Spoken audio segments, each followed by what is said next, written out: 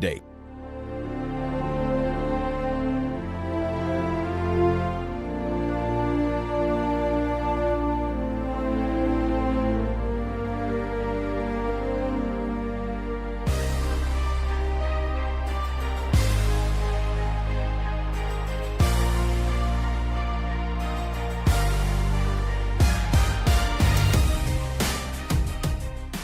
There was a man who had 2 sons. The younger son said to his father, Give me now the part of your property that I am supposed to receive someday. So the father divided his wealth between his 2 sons. A few days later, the younger son gathered up all that he had and left.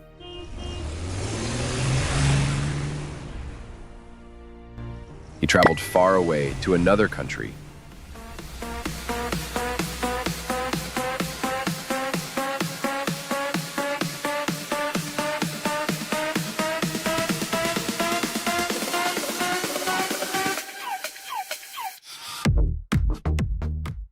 And there, he wasted his money completely. After he spent everything he had, there was a terrible famine throughout the country. He was hungry and needed money. So he went and got a job with one of the people who lived there. The man sent him into the fields to feed pigs. He was so hungry that he wanted to eat the food the pigs were eating. But no one gave him anything. The son realized that he had been very foolish. He thought, All my father's servants have plenty of food, but here I am, almost dead because I have nothing to eat. I will leave and go to my father. I will say to him, Father, I have sinned against God and have done wrong to you. I am no longer worthy to be called your son, but let me be like one of your servants. So he left and went to his father. Coming home to where I should have stayed. Coming home, where love will never fade. While the son was still a long way off, his father saw him coming and felt sorry for him. So he ran to him. I'm coming home to where I should have stayed. Coming home And hugged and kissed him. where love will never fade. The son said, Father, I have sinned against God and have done wrong to you. I am no longer worthy to be called your son. But the father said to his servants, Hurry, bring the best clothes and put them on him. Also put a ring on his finger and good sandals on his feet. And bring our best calf and kill it so that we can celebrate with plenty to eat. My son was dead, but now he is alive again. He was lost, but now he is found. So they began to have a party. The older son had been out in the field. When he came near the house, he heard the sound of music and dancing. So he called one of the servants and asked, What does all this mean? Your brother has come back, and your father killed the best calf to eat. He is happy because he has his son back, safe and sound. The older son was angry and would not go into the party. So his father went out and begged him to come in. But he said to his father, Look, for all these years, I have worked like a slave for you. I have always done what you told me to do, and you never gave me even a young goat for a party with my friends. But then this son of yours comes home after wasting your money on prostitutes, and you killed the best calf for him. Oh, my son, you are always with me, and everything I have is yours. But this was a day to be happy and celebrate. Your brother was dead, but now he is alive. He was lost, but now he is found. My son was lost, but now he is found. Today we didn't just welcome him back home, we reminded ourselves of the heart of God. You see, love keeps no record of wrongs. Mercy doesn't wait for explanations, and grace runs to embrace the broken, the hurting, and the ones who think they've gone too far to return. We all get lost sometimes. Some wander in rebellion, others in pride. But our Father in heaven never stops watching the road, never stops hoping we'll return. The Bible says in 2 Peter chapter 3 verse 9, "The Lord is not slow in keeping his promise, as some understand slowness. Instead, he is patient with you, not wanting anyone to perish, but everyone to come to repentance." So if you're listening and your heart feels far from home, know this: he's waiting, not with anger, but with open arms. Come home. There's always room for you at home. Coming home to where I should have stayed. Coming home, where love will never fade.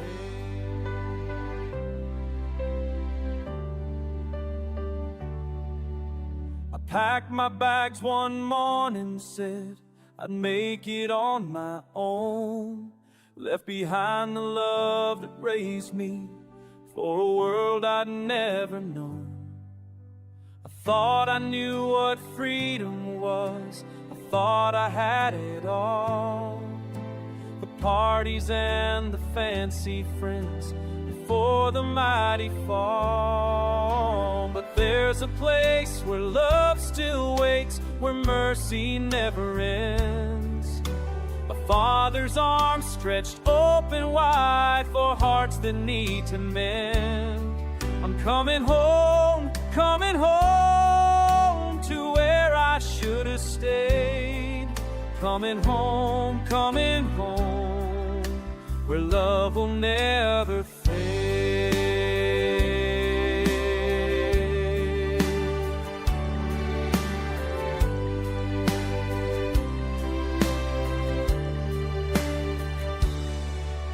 The money's gone, the friends are too.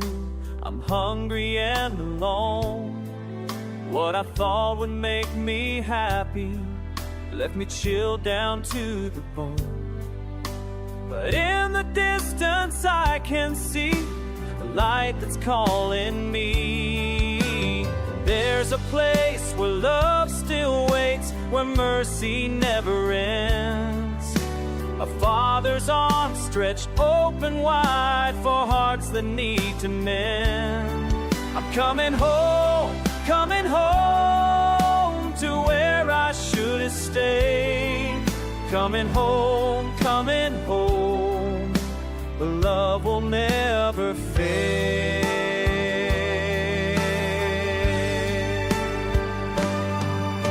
I don't deserve forgiveness after all that I have done, but something deep inside me says I'm still his precious son. There's a place where love still waits, where mercy never ends. A father's arms stretched open wide for hearts that need to mend. I'm coming home to where I should have stayed. Coming home, where love will never fade.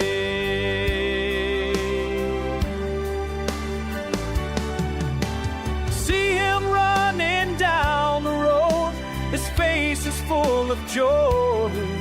Welcome home, he says to me, welcome home, my boy.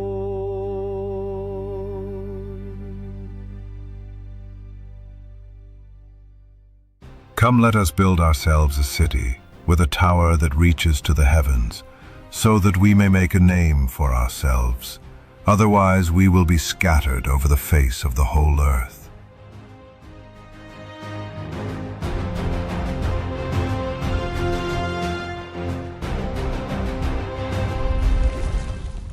the days after the great flood, the world was fresh, the sky clear, and the ground still damp with memory. Noah's family had spread out, raising children, tilling the land, and rebuilding a life beneath the sun. They spoke one language, one voice. From the east, they journeyed together. Drawn by a great plain in the land of Shinar, and there they settled. Then they said to each other, Come, let's make bricks and bake them thoroughly. They used brick instead of stone, and tar for mortar. Then they said, Come, let us build ourselves a city with a tower that reaches to the heavens, so that we may make a name for ourselves. Otherwise we will be scattered over the face of the whole earth. Their ambitions soared, higher than the trees, higher than the hills. Brick by brick, they challenged the heavens.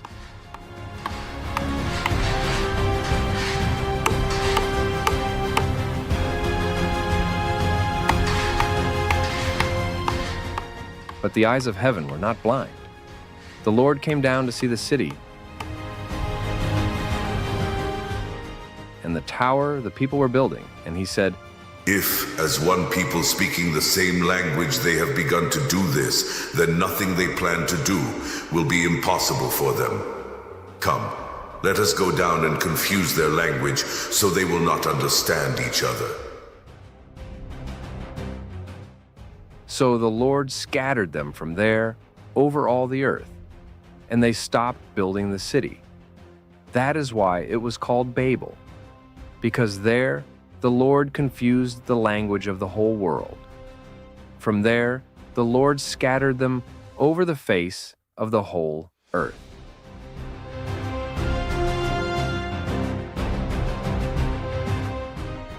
This is JudahSketch, reporting from the ruins of what was once mankind's most ambitious project, the Tower of Babel, a symbol of unity turned monument of confusion.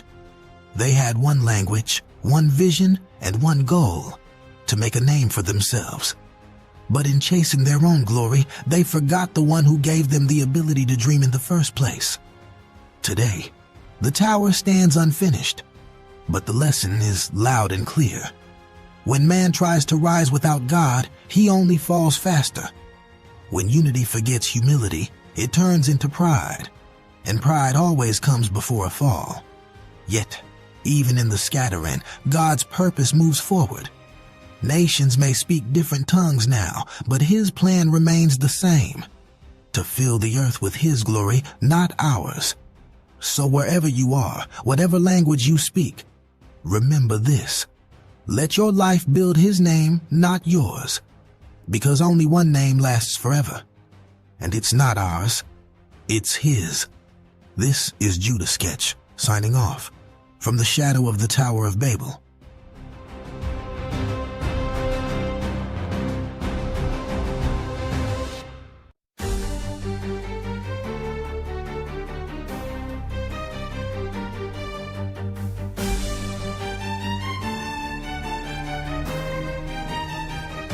We started with a simple plan. 1,000 hands, a common cause. Stone by stone we'd build as one, united by unwritten laws. I felt so small beneath the stars, but standing here with all my kin, I thought that we could change the world, and maybe heaven would let us in. Higher and higher we climbed, brick after brick we'd align. We wanted to reach the sky, touch the face of the divine, build a tower to the light, make our names immortal shine. But the higher that we got, the more we lost our way. Now I'm calling out your name, 'cause you can't hear what I say.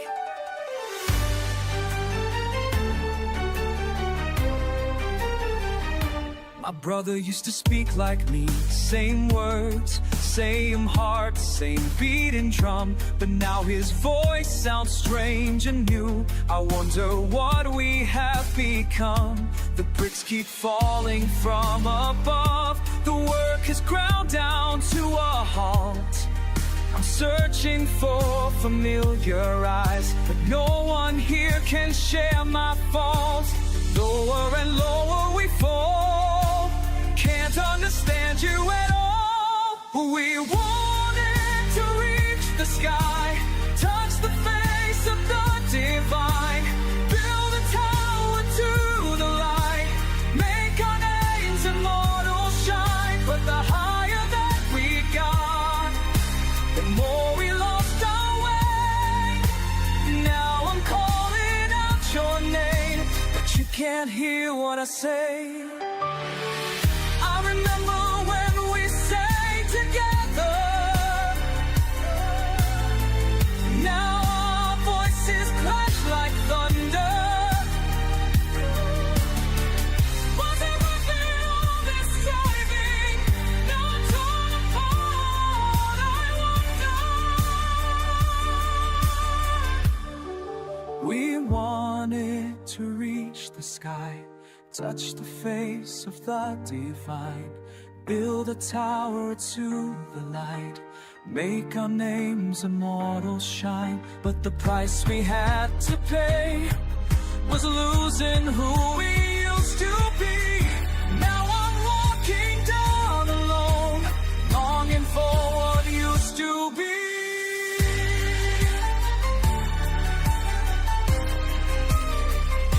Stone by stone it falls apart, just like the language of my heart.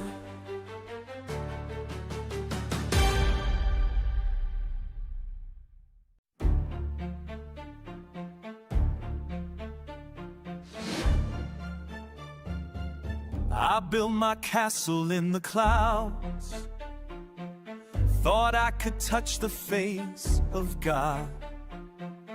Stone by stone we climbed so proud, our hearts were beating like a drum.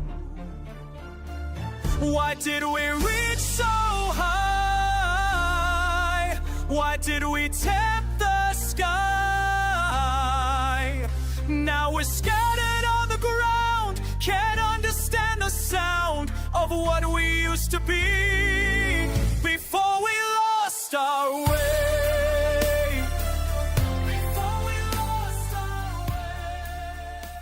Today I opened up my book and found a treasure there to look.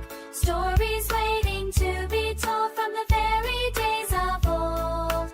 Genesis starts the whole thing right, then Exodus brings morning light. Leviticus and Numbers too, Deuteronomy makes it new.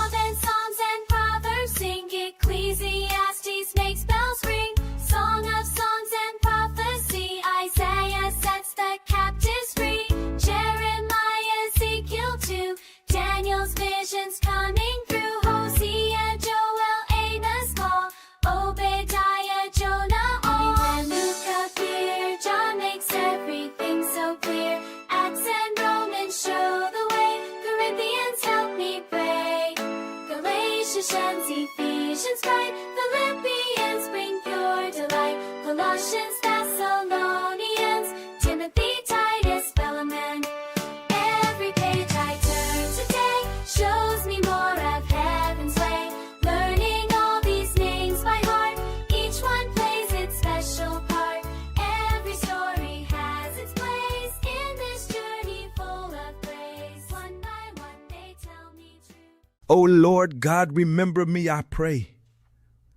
Strengthen me, I pray, just this once, O God, that I may with one blow take vengeance on the Philistines for my 2 eyes.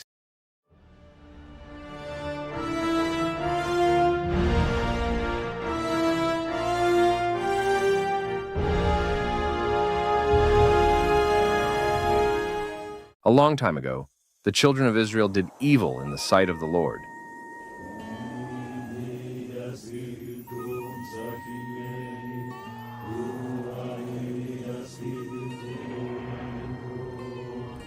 And the Lord delivered them into the hand of the Philistines for 40 years.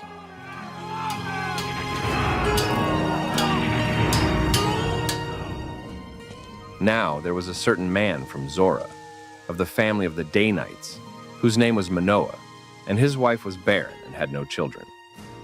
If only I can have my own child. And the angel of the Lord appeared to the woman and said to her, Indeed, now you are barren and have borne no children, but you shall conceive and bear a son. Now therefore, please be careful not to drink wine or similar drink, and not to eat anything unclean. For behold, you shall conceive and bear a son, and no razor shall come upon his head, for the child shall be a Nazarite to God from the womb, and he shall begin to deliver Israel out of the hand of the Philistines. So the woman came and told her husband, saying, A man of God came to me, and his countenance was like the countenance of the angel of God, very awesome. But I did not ask him where he was from, and he did not tell me his name. And he said to me, Behold, you shall conceive and bear a son. Now drink no wine or similar drink, nor eat anything unclean, for the child shall be a Nazarite to God from the womb to the day of his death. Then Manoah prayed to the Lord and said, O my Lord, please let the man of God whom you sent come to us again, and teach us what we shall do for the child who will be born. And God listened to the voice of Manoah, and the angel of God came to the woman again as she was sitting in the field.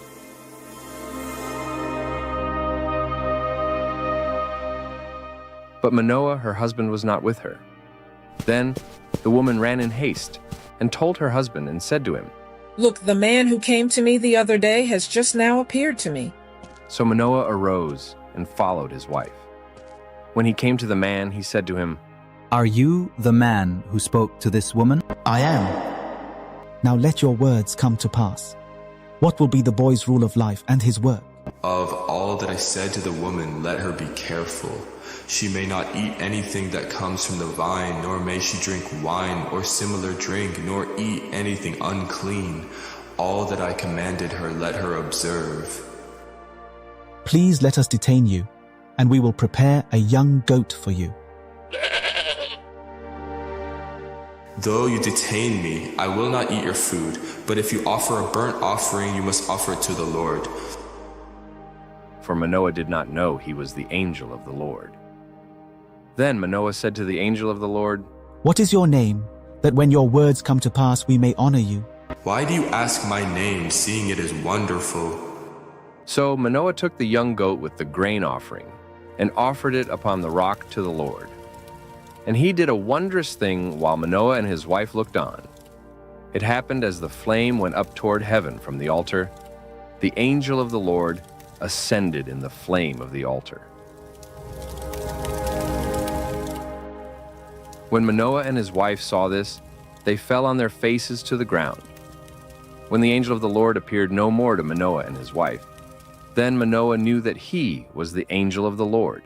And Manoah said to his wife, We shall surely die, because we have seen God. If the Lord had desired to kill us, he would not have accepted a burnt offering and a grain offering from our hands.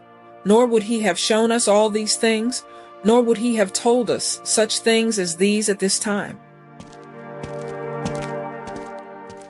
So the woman bore a son, and called his name Samson. And the child grew, and the Lord blessed him.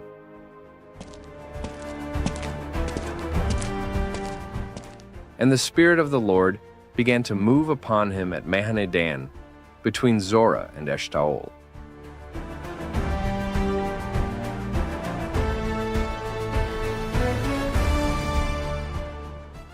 Now Samson went down to Timnah, and saw a woman in Timnah of the daughters of the Philistines.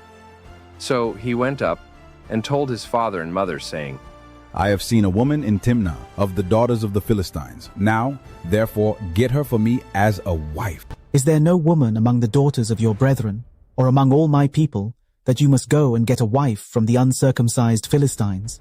Get her for me, for she pleases me well.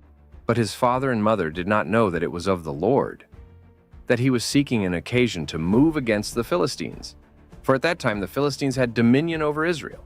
So Samson went down to Timnah with his father and mother, and came to the vineyards of Timnah. Now, to his surprise, a young lion came roaring against him, and the Spirit of the Lord came mightily upon him. And he tore the lion apart as one would have torn apart a young goat, though he had nothing in his hand. But he did not tell his father or his mother what he had done.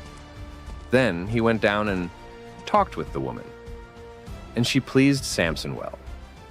After some time, when he returned to get her, he turned aside to see the carcass of the lion.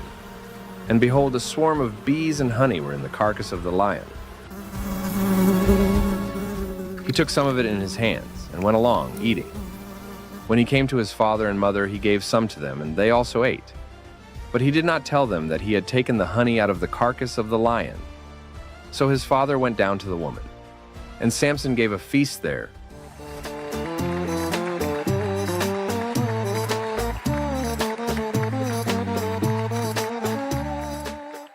For young men used to do so.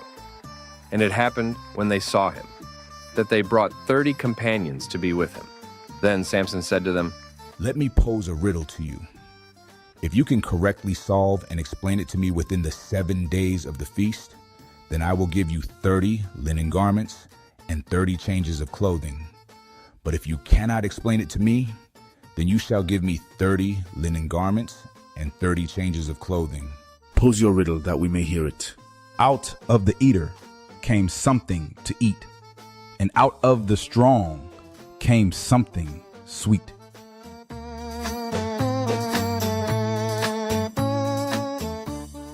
Now for 3 days they could not explain the riddle.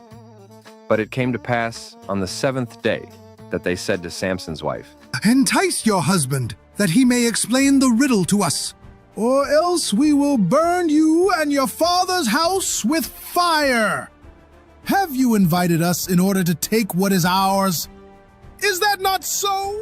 Then Samson's wife wept on him and said, You only hate me.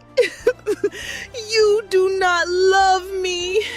You have posed a riddle to the sons of my people, but you have not explained it to me. Look, I have not explained it to my father or my mother. So should I explain it to you? Now she had wept on him for 7 days, while their feast lasted.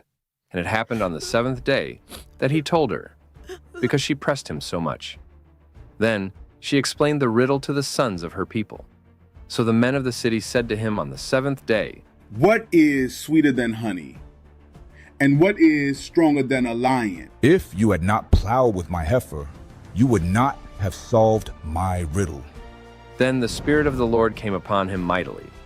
And he went down to Ashkelon, and took the life of 30 of their men, took their apparel, and gave the changes of clothing to those who had explained the riddle. So his anger was aroused, and he went back up to his father's house. And Samson's wife was given to his companion, who had been his best man. After a while, in the time of wheat harvest, it happened that Samson visited his wife with a young goat, and he said, Let me go into my wife, into her room. But her father would not permit him to go in. I really thought that you thoroughly hated her. Therefore I gave her to your companion. Is not her younger sister better than she? Please, take her instead. This time I shall be blameless regarding the Philistines if I harm them. Then Samson went and caught 300 foxes, and he took torches, turned the foxes tail to tail, and put a torch between each pair of tails. When he had set the torches on fire, he let the foxes go into the standing grain of the Philistines, and burned up both the shocks and the standing grain, as well as the vineyards and olive groves.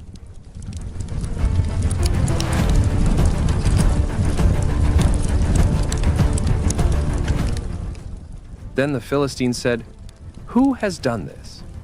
And they answered, "Samson, the son-in-law of the Timnite, because he has taken his wife and given her to his companion."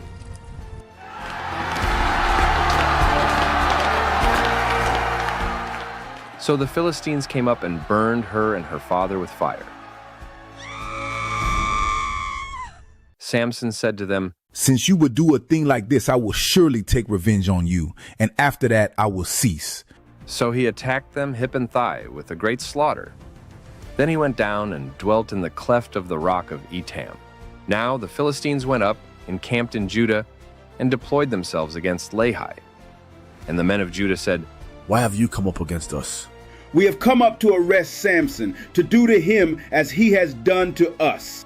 Then 3,000 men of Judah went down to the cleft of the rock of Etam, and said to Samson, "Do you not know that the Philistines rule over us? What is this you have done to us?" "As they did to me, so I have done to them." "We have come down to arrest you, that we may deliver you into the hand of the Philistines." "Swear to me that you will not take my life yourselves." "No, but we will tie you securely and deliver you into their hand, but we will surely not take your life." And they bound him with 2 new ropes and brought him up from the rock. When he came to Lehi, the Philistines came shouting against him.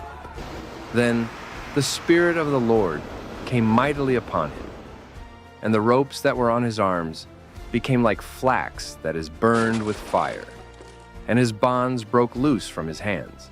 He found a fresh jawbone of a donkey, reached out his hand and took it, and killed 1,000 men with it. Then Samson said, "With the jawbone of a donkey, heaps upon heaps, with the jawbone of a donkey, I have slain 1,000 men." And so it was, when he had finished speaking, that he threw the jawbone from his hand and called that place Ramath Lehi. Then he became very thirsty. So he cried out to the Lord and said, "You have given this great deliverance by the hand of your servant. And now shall I die of thirst and fall into the hand of the uncircumcised." So God split the hollow place that is in Lehi, and water came out, and he drank, and his spirit returned, and he revived. Therefore he called its name En-Hakkore, which is in Lehi to this day. Now Samson went to Gaza and saw a harlot there, and went into her. When the Gazites were told, "Samson has come here," they surrounded the place and lay in wait for him all night at the gate of the city. They were quiet all night, saying, "In the morning, when it is daylight, we will take his life." And Samson lay low till midnight. Then he arose at midnight, took hold of the doors of the gate of the city and the 2 gateposts, pulled them up, bar and all, put them on his shoulders, and carried them to the top of the hill that faces Hebron. Afterward it happened that he loved a woman in the valley of Sorek, whose name was Delilah. And the lords of the Philistines came up to her and said to her, Entice him, and find out where his great strength lies, and by what means we may overpower him, that we may bind him to afflict him, and every one of us will give you 1,100 pieces of silver. So Delilah said to Samson, Please tell me where your great strength lies, and with what you may be bound to afflict you. If they bind me with 7 fresh bowstrings, not yet dried, then I shall become weak and be like any other man. So the lords of the Philistines brought up to her 7 fresh bowstrings, not yet dried, and she bound him with them. Now men were lying in wait, staying with her in the room. And she said to him, The Philistines are upon you, Samson! But he broke the bowstrings as a strand of yarn breaks when it touches fire. So the secret of his strength was not known. Then Delilah said to Samson, Look, you have mocked me and told me lies. Now please tell me what you may be bound with. If they bind me securely with new ropes that have never been used, then I shall become weak and be like any other man. Therefore Delilah took new ropes and bound him with them, and said to him, The Philistines are upon you, Samson! But he broke them off his arms like a thread. Delilah said to Samson, Until now you have mocked me and told me lies. Tell me what you may be bound with. If you weave the 7 locks of my head into the web of the loom. So she wove it tightly with the batten of the loom, and said to him, The Philistines are upon you, Samson! But he awoke from his sleep and pulled out the batten and the web from the loom. Then she said to him, How can you say I love you when your heart is not with me? You have mocked me these 3 times and have not told me where your great strength lies. And it came to pass, when she pestered him daily with her words, and pressed him, so that his soul was vexed to death, that he told her all his heart, and said to her, No razor has ever come upon my head, for I have been a Nazirite to God from my mother's womb. If I am shaven, then my strength will leave me, and I shall become weak and be like any other man. When Delilah saw that he had told her all his heart, she sent and called for the lords of the Philistines, saying, Come up once more, for he has told me all his heart. So the lords of the Philistines came up to her and brought the money in their hand. Then she lulled him to sleep on her knees, and called for a man, and had him shave off the 7 locks of his head. Then she began to torment him, and his strength left him.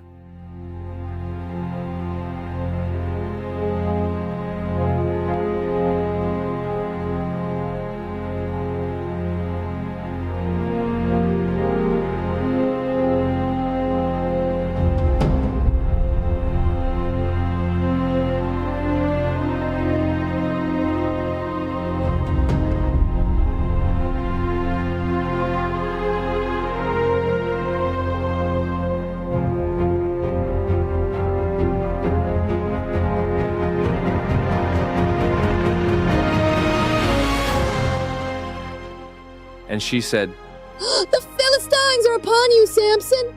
So he awoke from his sleep and said, I will go out as before, at other times, and shake myself free. But he did not know that the Lord had departed from him. Then the Philistines took him and put out his eyes and brought him down to Gaza. They bound him with bronze fetters, and he became a grinder in the prison.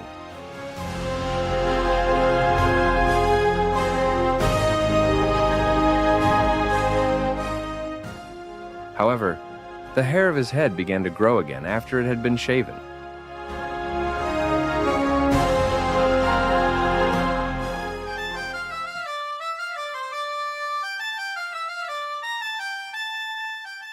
Now the lords of the Philistines gathered together to offer a great sacrifice to Dagon their god, and to rejoice. And they said, Our God has delivered into our hands Samson, our enemy. When the people saw him, they praised their God, for they said, Our God has delivered into our hands our enemy, the destroyer of our land, and the one who multiplied our debt. So it happened, when their hearts were merry, that they said, Call for Samson, that he may perform for us. So they called for Samson from the prison, and he performed for them. And they stationed him between the pillars. Then Samson said to the lad who held him by the hand, Let me feel the pillars which support the temple, so that I can lean on them. Now the temple was full of men and women. All the lords of the Philistines were there, about 3,000 men and women on the roof, watching while Samson performed. Then Samson called to the Lord, saying, O Lord God, remember me, I pray. Strengthen me I pray just this once, O God, that I may with one blow take vengeance on the Philistines for my 2 eyes. And Samson took hold of the 2 middle pillars, which supported the temple, and he braced himself against them, one on his right and the other on his left. Then Samson said, "Let me die with the Philistines." And he pushed with all his might, and the temple fell on the lords and all the people who were in it. So the lives he took at his death were more than he had taken in his life. And his brothers and all his father's household came down and took him and brought him up and buried him between Zorah and Eshtaol in the tomb of his father Manoah. He had judged Israel 20 years.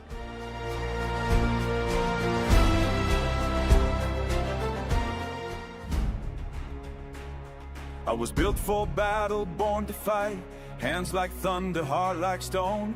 Every victory felt so right. Standing tall, I stood alone. Somewhere in the cheering crowd, I lost the boy I used to be. Got so caught up being proud, forgot what made me strong and free. Now I'm learning what it means to fall down from the highest place.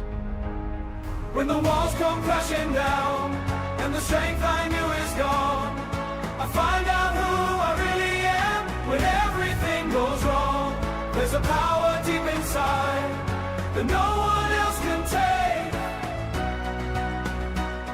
When the walls come crashing down, that's when heroes wake. Stone and steel, but the heart's what makes it real. Stone and steel, show me what I really feel.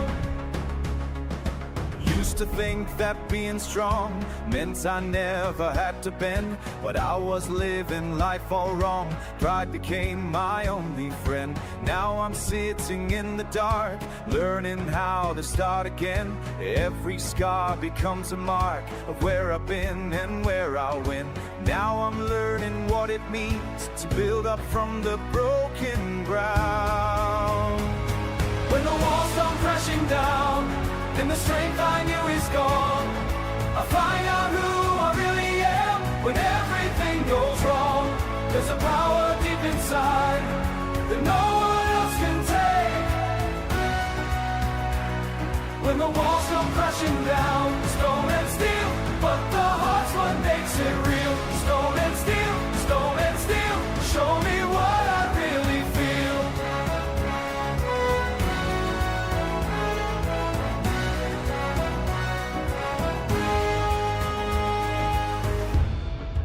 Thought I was a mountain, but I was just a man. Now I'm digging deeper to find where I began. These walls I'll ever build are the ones inside my soul. And every time I fall apart, I learn to be more whole. When the walls come crashing down and the strength I knew is gone, I'll find out who I really am when everything goes wrong. There's a power deep inside that no one else can take. When the walls go crashing down, that's when heroes wail. Stone and steel, but the heart's what makes it real. Stone and steel, show me what I really feel.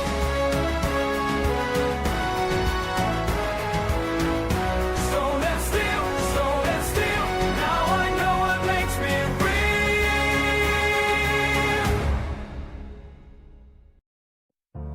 La da da, la da da. Oh, the weight upon my shoulder. La da da, la da da. When I thought that I was bolder, I was raised to be a champion, called to stand so tall. With hands that could move mountains, I believed I'd never fall. The crowds would cheer my victories, they'd sing my mighty name. But somewhere in the glory I forgot from where it came.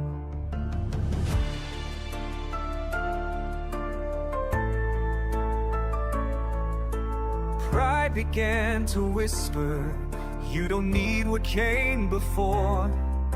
Self-reliance called my name, and I walked right through that door. Before the fall,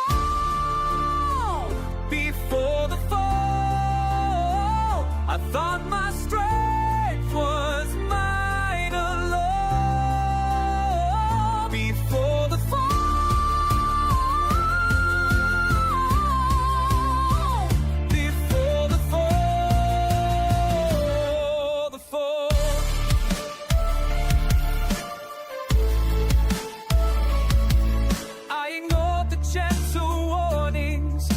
away the helping hand. Thought my power was eternal, built upon my own two hands. The battles kept on coming, but I faced them on my own, till the day I found myself defeated and alone.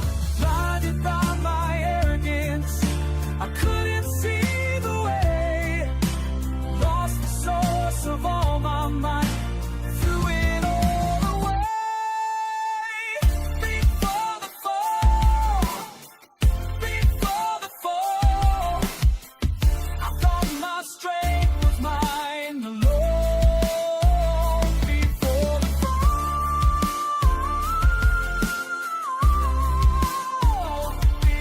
the fall, now I'm learning what it means to be weak. Now I'm yearning for the strength that I seek. In the breaking, I can finally see true power comes from surrender, not from me. After the fall, I know my strength was never mine. After the fall, I'll seek the source of power divine. La da da, humbled but not broken. La da da, la da da. Truth is finally spoken. This isn't just a story of animals and water. It's a story of obedience, of faith when the world laughs, of judgment and hope floating on wood. I am Noah, and this is how the flood began.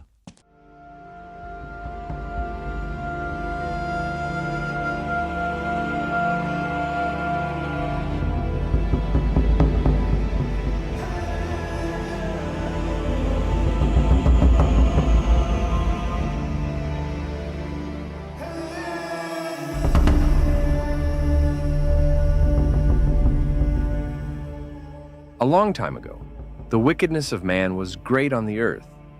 The Lord saw that the wickedness of man was great in the earth, and that every intent of the thoughts of his heart was only evil continually. And the Lord was sorry that he had made man on the earth, and he was grieved in his heart. So the Lord said, I will destroy man whom I have created from the face of the earth, both man and beast, creeping thing, and birds of the air, for I am sorry that I have made them. But Noah found grace in the eyes of the Lord. Noah was a just man, perfect in his generations, and he walked with God. He had 3 sons, Shem, Ham, and Japheth. The earth also was corrupt before God, and the earth was filled with violence. Get that camera out of my face before I smash it to pieces. So God looked upon the earth, and indeed it was corrupt, for all flesh had corrupted their way on the earth. And God said to Noah, The end of all flesh has come before me, for the earth is filled with violence through them, and behold, I will destroy them with the earth. Make yourself an ark of gopher wood. Make rooms in the ark, and cover it inside and outside with pitch. And this is how you shall make it. The length of the ark shall be 300 cubits, its width 50 cubits, and its height 30 cubits. You shall make a window for the ark, and you shall finish it to a cubit from above, and set the door of the ark in its side. You shall make it with lower, second, and third decks. And behold, I myself am bringing floodwaters on the earth, to destroy from under heaven all flesh in which is the breath of life. Everything that is on the earth shall die, but I will establish my covenant with you, and you shall go into the ark, you, your sons, your wife, and your sons' wives with you. And of every living thing of all flesh you shall bring 2 of every sort into the ark, to keep them alive with you. They shall be male and female. Of the birds after their kind, of animals after their kind, and of every creeping thing of the earth after its kind. 2 of every kind will come to you to keep them alive, and you shall take for yourself of all food that is eaten, and you shall gather it to yourself, and it shall be food for you and for them. Thus Noah did, according to all that God commanded him, so he did. Then the Lord said to Noah, Come into the ark, you and all your household, because I have seen that you are righteous before me in this generation. You shall take with you 7 each of every clean animal, a male and his female, 2 each of animals that are unclean, a male and his female. Also 7 each of birds of the air, male and female, to keep the species alive on the face of all the earth. For after 7 more days I will cause it to rain on the earth 40 days and 40 nights, and I will destroy from the face of the earth all living things that I have made. And Noah did according to all that the Lord commanded him. Noah was 600 years old when the floodwaters were on the earth. So Noah, with his sons, his wife, and his sons' wives, went into the ark because of the waters of the flood, of clean animals, of animals that are unclean, of birds, and of everything that creeps on the earth. 2 by 2 they went into the ark to Noah, male and female, as God had commanded Noah. And it came to pass, after 7 days, that the waters of the flood were on the earth. In the 600th year of Noah's life, in the 2nd month, the 17th day of the month, on that day all the fountains of the great deep were broken up, and the windows of heaven were opened. And the rain was on the earth 40 days and 40 nights. On the very same day Noah and Noah's sons, Shem, Ham, and Japheth, and Noah's wife and the 3 wives of his sons with them, entered the ark, they and every beast after its kind, all cattle after their kind, every creeping thing that creeps on the earth after its kind, and every bird after its kind, every bird of every sort. And they went into the ark to Noah 2 by 2, of all flesh in which is the breath of life. So those that entered, male and female of all flesh, went in as God had commanded him, and the Lord shut him in. Now the flood was on the earth for 40 days. The waters increased and lifted up the ark, and it rose high above the earth. The waters prevailed and greatly increased on the earth, and the ark moved about on the surface of the waters. And the waters prevailed exceedingly on the earth, and all the high hills under the whole heaven were covered. The waters prevailed 15 cubits upward, and the mountains were covered. And all flesh died that moved on the earth, birds and cattle and beasts, and every creeping thing that creeps on the earth, and every man, all in whose nostrils was the breath of the Spirit of life. All that was on the dry land died.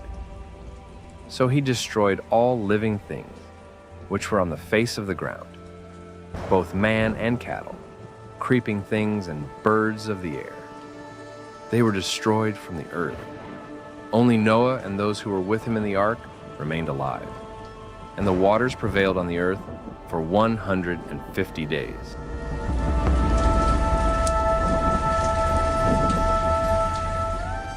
Then God remembered Noah and every living thing, and all the animals that were with him in the ark.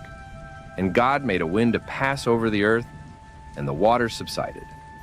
The fountains of the deep and the windows of heaven were also stopped, and the rain from heaven was restrained, and the waters receded continually from the earth. At the end of the 150 days, the waters decreased. Then the ark rested in the 7th month, the 17th day of the month, on the mountains of Ararat. And the waters decreased continually until the 10th month. In the 10th month, on the 1st day of the month, the tops of the mountains were seen. So it came to pass, at the end of 40 days, that Noah opened the window of the ark which he had made. Then he sent out a raven, which kept going to and fro until the waters had dried up from the earth. He also sent out from himself a dove to see if the waters had receded from the face of the ground. But the dove found no resting place for the sole of her foot, and she returned into the ark to him, for the waters were on the face of the whole earth. So he put out his hand and took her, and drew her into the ark to himself. And he waited yet another 7 days, and again he sent the dove out from the ark. Then the dove came to him in the evening, and behold, a freshly plucked olive leaf was in her mouth. And Noah knew that the waters had receded from the earth. So he waited yet another 7 days and sent out the dove, which did not return again to him any more. And it came to pass in the 601st year, in the 1st month, the 1st day of the month, that the waters were dried up from the earth. And Noah removed the covering of the ark and looked, and indeed the surface of the ground was dry. And in the 2nd month, on the 27th day of the month, the earth was dried. Then God spoke to Noah, saying, Go out of the ark, you and your wife, and your sons' wives with you. Bring out with you every living thing of all flesh that is with you, birds and cattle, and every creeping thing that creeps on the earth, so that they may abound on the earth, and be fruitful and multiply on the earth.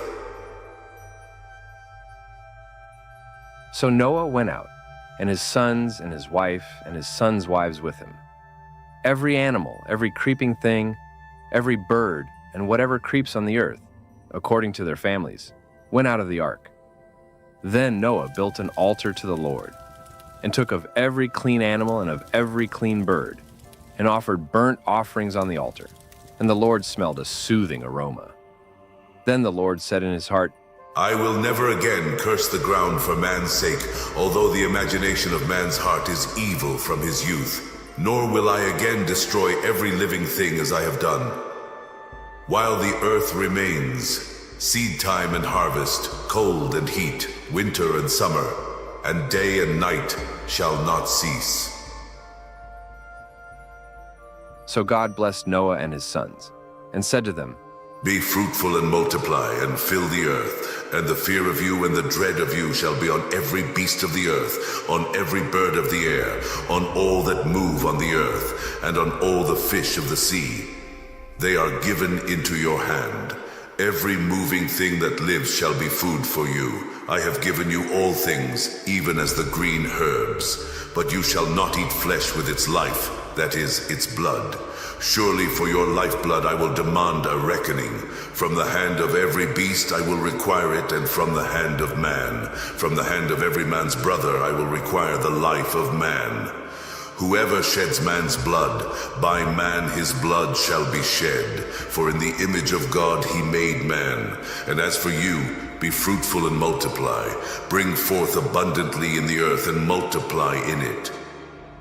And as for me, behold, I establish my covenant with you, and with your descendants after you, and with every living creature that is with you, the birds, the cattle, and every beast of the earth with you, of all that go out of the ark, every beast of the earth. Thus I establish my covenant with you.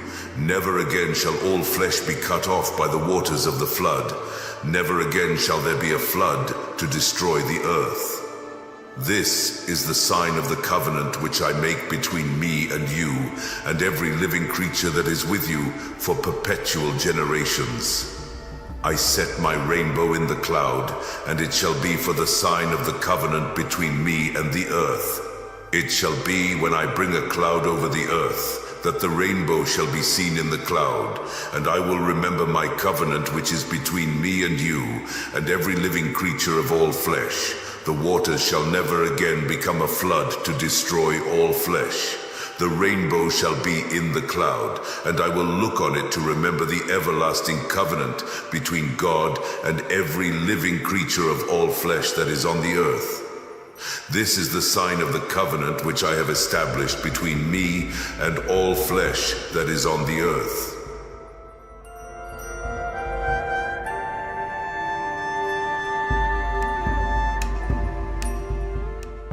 I once lived in a world full of noise, of pride, greed, and wickedness. A world that laughed at the thought of judgment and mocked the voice of God.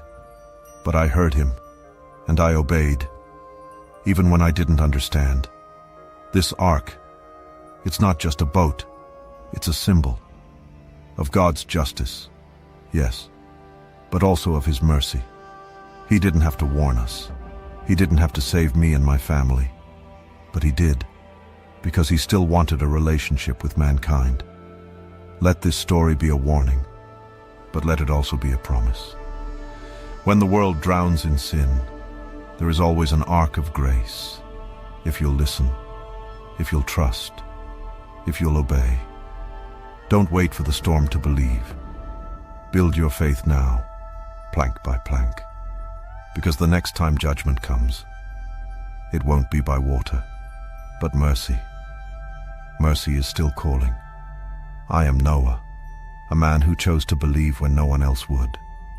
Now it's your turn. Rise, listen, and walk with God.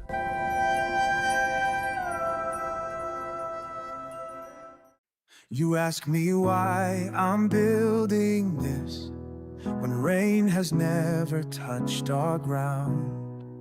Your eyes show doubt, but hear me clear. The Lord has spoken, thunderous sound. I know it seems like madness now, these planks and nails beneath the sun. But when his voice calls out to you, there's nothing left but to be done. I'm building hope on higher ground, for every creature lost and found. The storms will rage and waters rise. I trust the one who rules the skies. My hands are rough, my back may ache, but this I do for all our sake. When heaven's open, you'll understand why I obey his holy command.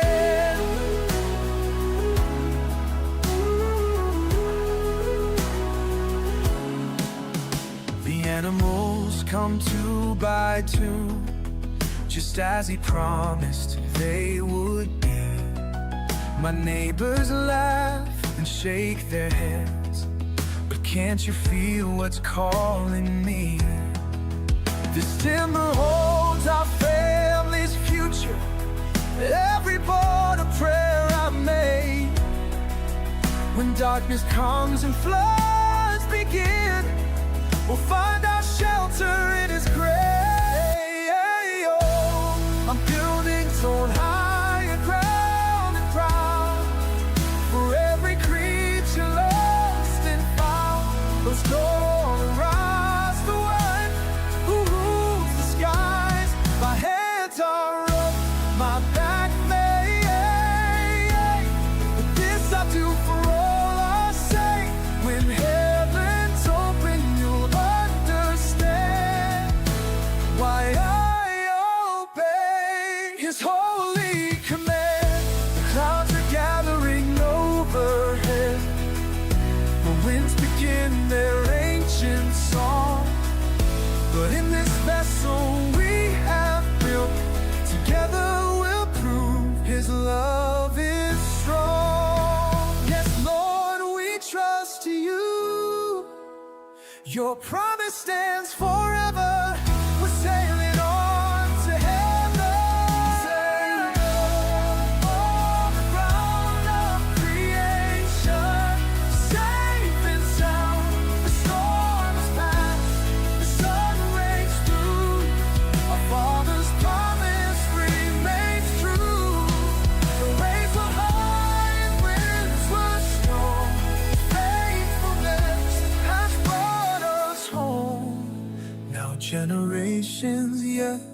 come will know the battle has been won.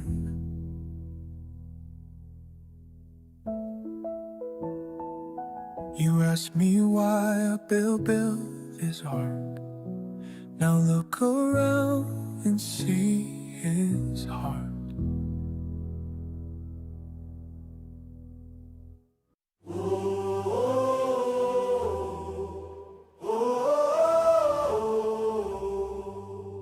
I heard a voice speak clear to me, said, gather up your family. The rains are coming, can't you see? Trust me now, believe in me. I build with wood and sweat and prayer. My neighbors laugh, but I don't care. When thunder rolls across the air, I know that you'll be waiting there. 2 by 2 we'll walk in. 2 by 2 the life begins. Walking in, walking in.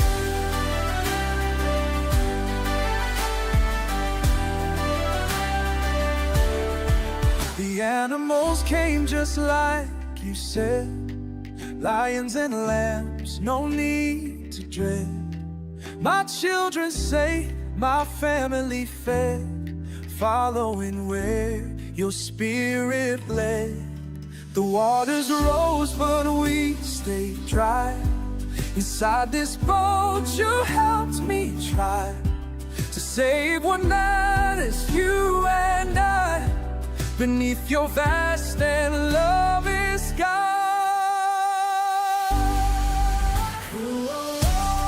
Sisters, reach and shine. Steady or night, fall like I'm inside.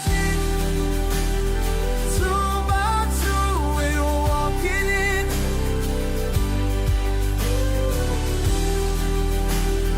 2 by 2 the life begins. Walking in.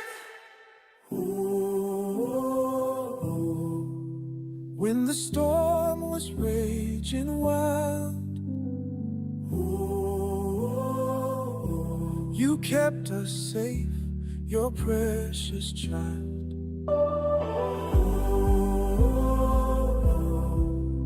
Now the dove has found her tree.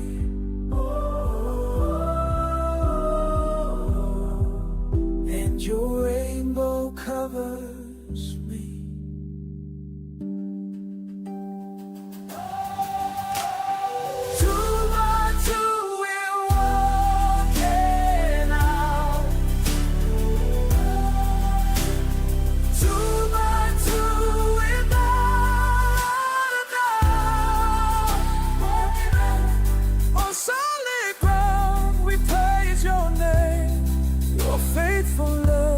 Remains the same,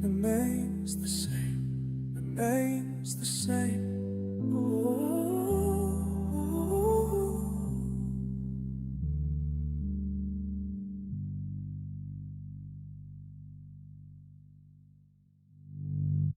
I made one choice that changed everything. I followed a grieving widow into a foreign land. No money, no plan, no idea what was waiting for me, but I ended up in a random field. And trust me, you're not gonna believe how this story ends.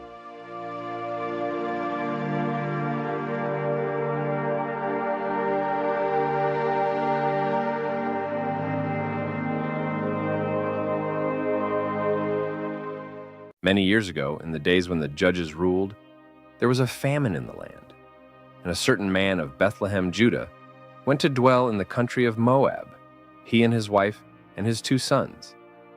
The name of the man was Elimelech. The name of his wife was Naomi. And the names of his 2 sons were Mahlon and Chilion.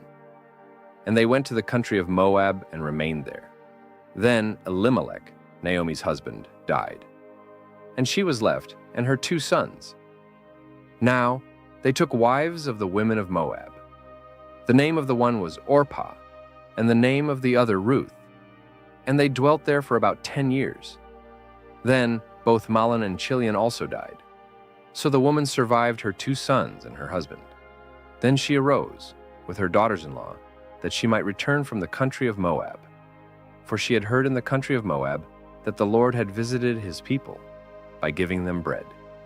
Therefore she went out from the place where she was, and her 2 daughters-in-law with her, and they went on the way to return to the land of Judah. And Naomi said to her 2 daughters-in-law, Go, return each to her mother's house. The Lord deal kindly with you, as you have dealt with the dead and with me. The Lord grant that you may find rest, each in the house of her husband. So she kissed them, and they lifted up their voices and wept. And they said to her, Surely we will return with you to your people. But Naomi said, Turn back, my daughters. Why will you go with me? Are there still sons in my womb, that they may be your husbands? Turn back, my daughters, go, for I am too old to have a husband. If I should say I have hope, if I should have a husband tonight, and should also bear sons, would you wait for them till they are grown? Would you restrain yourselves from having husbands? No, my daughters, for it grieves me very much for your sakes that the hand of the Lord has gone out against me. Then they lifted up their voices and wept again. And Orpah kissed her mother-in-law, but Ruth clung to her. And she said, Look, your sister-in-law has gone back to her people and to her gods. Return after your sister-in-law. But Ruth said, Entreat me not to leave you, or to turn back from following after you. For wherever you go, I will go, and wherever you lodge, I will lodge.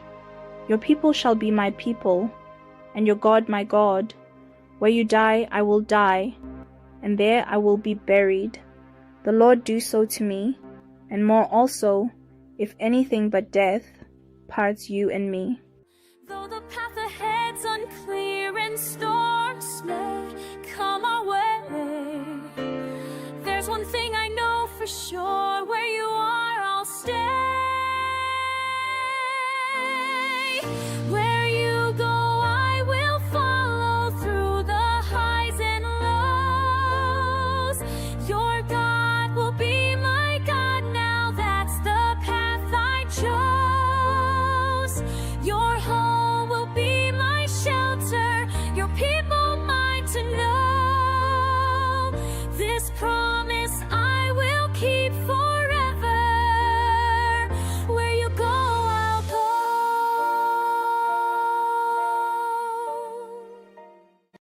Now the 2 of them went until they came to Bethlehem. And it happened, when they had come to Bethlehem, that all the city was excited because of them. And the women said, Is this Naomi? But she said to them, Do not call me Naomi. Call me Mara, for the Almighty has dealt very bitterly with me. I went out full, and the Lord has brought me home again empty.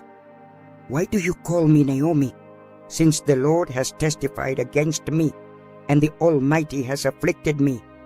So Naomi returned, and Ruth the Moabitess, her daughter-in-law, with her, who returned from the country of Moab. Now they came to Bethlehem at the beginning of barley harvest. There was a relative of Naomi's husband, a man of great wealth, of the family of Elimelech. His name was Boaz. So Ruth the Moabitess said to Naomi, Please let me go to the field and glean heads of grain after him, in whose sight I may find favor. Go, my daughter. Then she left and went and gleaned in the field after the reapers. And she happened to come to the part of the field belonging to Boaz, who was of the family of Elimelech. Now behold, Boaz came from Bethlehem and said to the reapers, The Lord be with you. And they answered him, The Lord bless you. Then Boaz said to his servant, who was in charge of the reapers, Whose young woman is this? So the servant who was in charge of the reapers answered and said, It is the young Moabite woman who came back with Naomi from the country of Moab. And she said, Please let me glean and gather after the reapers among the sheaves. So she came, and has continued from morning until now, though she rested a little in the house. Then Boaz said to Ruth, You will listen, my daughter, will you not? Do not go to glean in another field, nor go from here, but stay close by my young women. Let your eyes be on the field which they reap, and go after them. Have I not commanded the young men not to touch you? And when you are thirsty, go to the vessels and drink from what the young men have drawn. Why have I found favor in your eyes, that you should take notice of me, since I am a foreigner? It has been fully reported to me, all that you have done for your mother-in-law since the death of your husband, and how you have left your father and your mother and the land of your birth, and have come to a people whom you did not know before. The Lord repay your work, and a full reward be given you by the Lord God of Israel, under whose wings you have come for refuge. Let me find favor in your sight, my lord, for you have comforted me, and have spoken kindly to your maidservant, though I am not like one of your maidservants. Now Boaz said to her at mealtime, Come here and eat of the bread, and dip your piece of bread in the vinegar. So she sat beside the reapers, and he passed parched grain to her. And she ate and was satisfied, and kept some back. And when she rose up to glean, Boaz commanded his young men, saying, Let her glean even among the sheaves, and do not reproach her. Also let grain from the bundles fall purposely for her. Leave it that she may glean, and do not rebuke her. So she gleaned in the field until evening, and beat out what she had gleaned, and it was about an ephah of barley. Then she took it up and went into the city, and her mother-in-law saw what she had gleaned. So she brought out and gave to her what she had kept back after she had been satisfied. And her mother-in-law said to her, Where have you gleaned today, and where did you work? Blessed be the one who took notice of you. The man's name with whom I work today is Boaz. Blessed be the Lord, who has not forsaken his kindness to the living and the dead. And Naomi said to her, This man is a relation of ours, one of our close relatives. He also said to me, You shall stay close by my young men until they have finished all my harvest. It is good, my daughter, that you go out with his young women, and that people do not meet you in any other field. So she stayed close by the young women of Boaz, to glean until the end of barley harvest and wheat harvest. And she dwelt with her mother-in-law. Then Naomi, her mother-in-law, said to her, My daughter, shall I not seek security for you, that it may be well with you? Now Boaz, whose young women you were with, is he not our relative? In fact, he is winnowing barley tonight at the threshing floor. Therefore, wash yourself and anoint yourself. Put on your best garment and go down to the threshing floor. But do not make yourself known to the man until he has finished eating and drinking. Then it shall be, when he lies down, that you shall notice the place where he lies, and you shall go in, uncover his feet, and lie down, and he will tell you what you should do. All that you say to me I will do. So she went down to the threshing floor, and did according to all that her mother-in-law instructed her. And after Boaz had eaten and drunk, and his heart was cheerful, he went to lie down at the end of the heap of grain. And she came softly, uncovered his feet, and lay down. Now it happened at midnight that the man was startled and turned himself, and there a woman was lying at his feet. And he said, Who are you? I am Ruth, your maidservant. Take your maidservant under your wing, for you are a close relative. Blessed are you of the Lord, my daughter, for you have shown more kindness at the end than at the beginning, in that you did not go after young men, whether poor or rich. And now, my daughter, do not fear. I will do for you all that you request, for all the people of my town know that you are a virtuous woman. Now it is true that I am a close relative. However, there is a relative closer than I.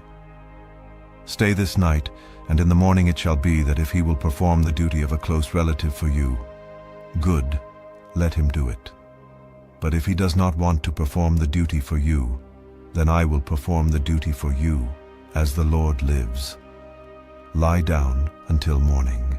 So she lay at his feet until morning, and she arose before one could recognize another. Then he said, Do not let it be known that the woman came to the threshing floor. Bring the shawl that is on you and hold it. And when she held it, he measured 6 ephahs of barley and laid it on her. Then she went into the city. When she came to her mother-in-law, she said, "Is that you, my daughter?" Then she told her all that the man had done for her.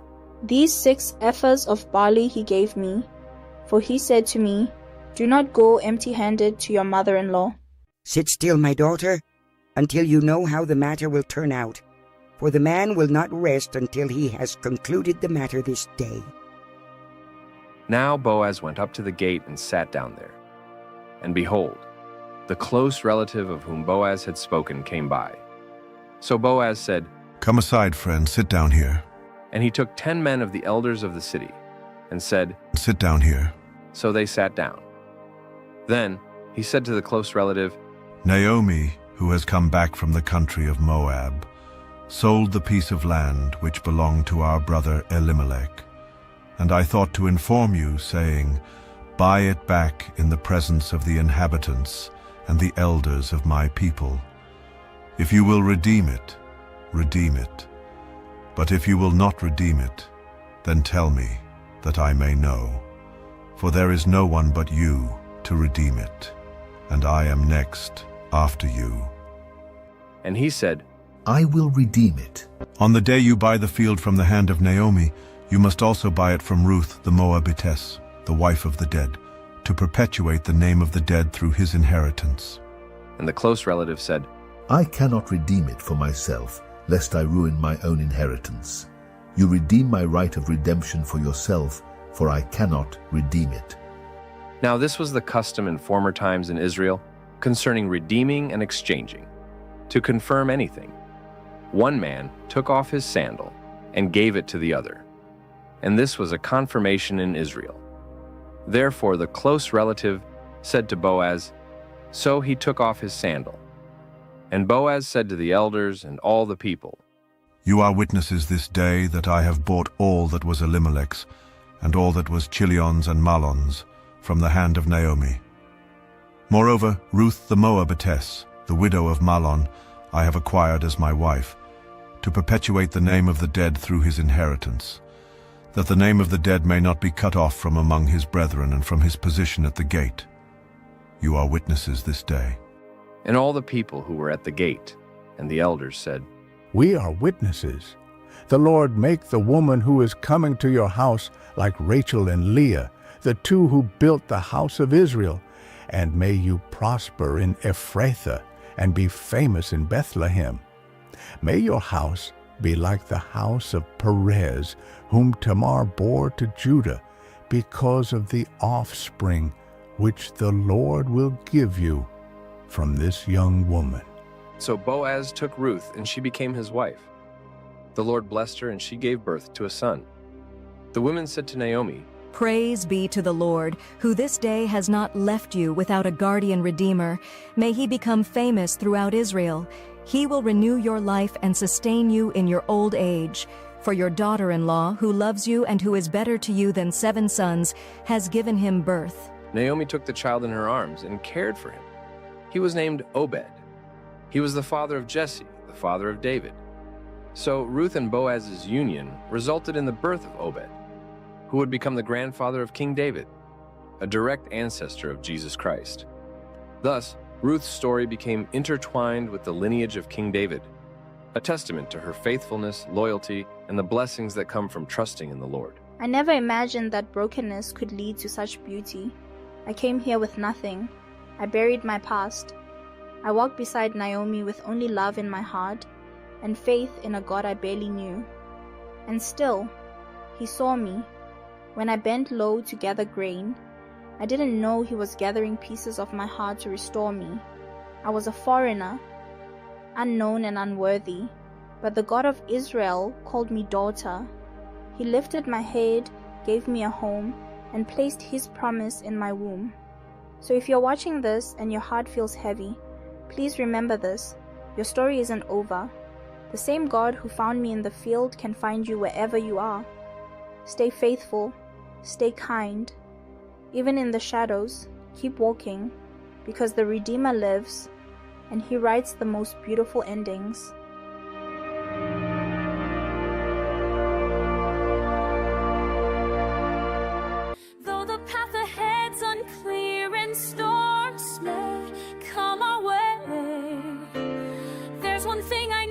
for sure. Where you are, I'll stay.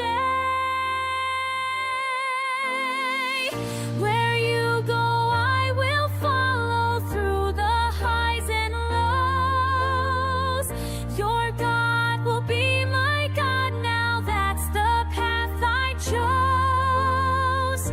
Your home will be my shelter, your people mine to know. This promise I will keep forever. Where you go, I'll go.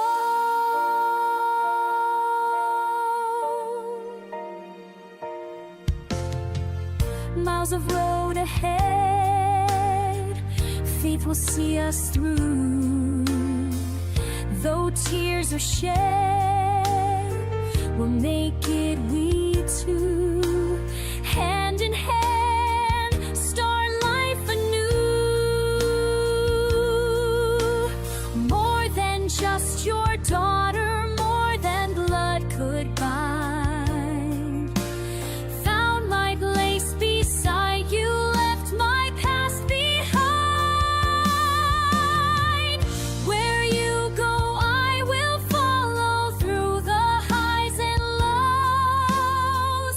Your God will be my God now, that's the path I chose. Your home will be my shelter, your this promise I will keep forever. Where you go, I'll go.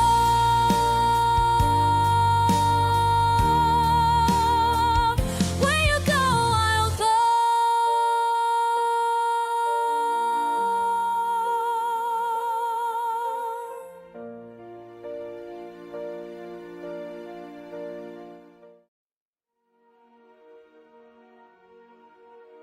I left behind all I knew, following my heart's command, with nothing left but what's true in this unfamiliar land. But here among the wheat fields, something calls me to stay, as morning sunshine yields to guide me on my way.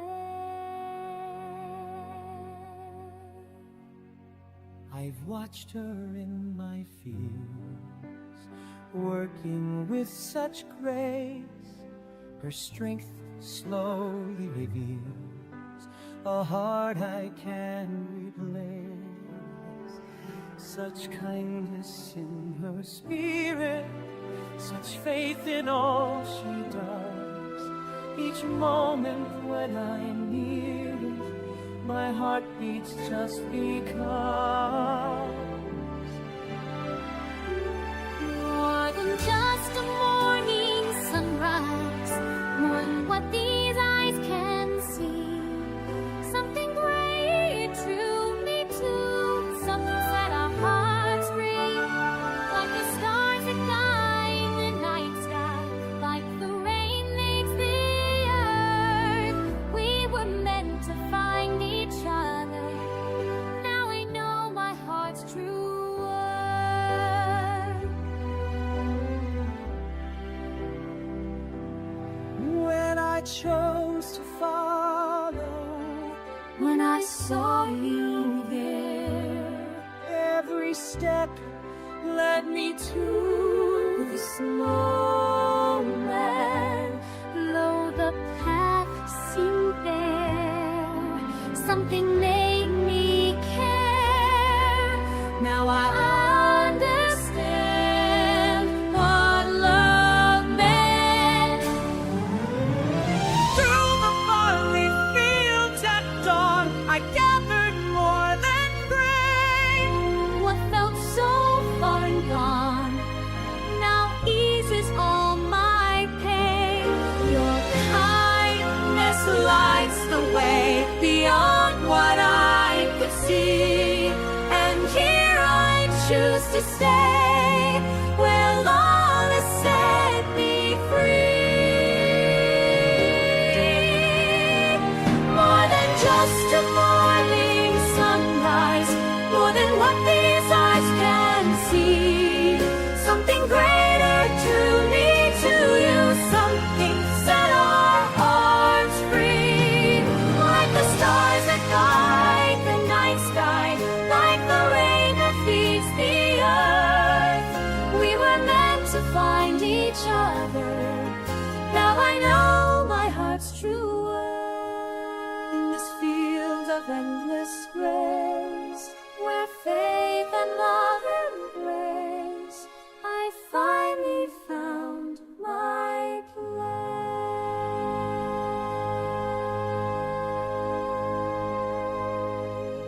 Inasmuch as God has shown you all this, there is no one as discerning and wise as you.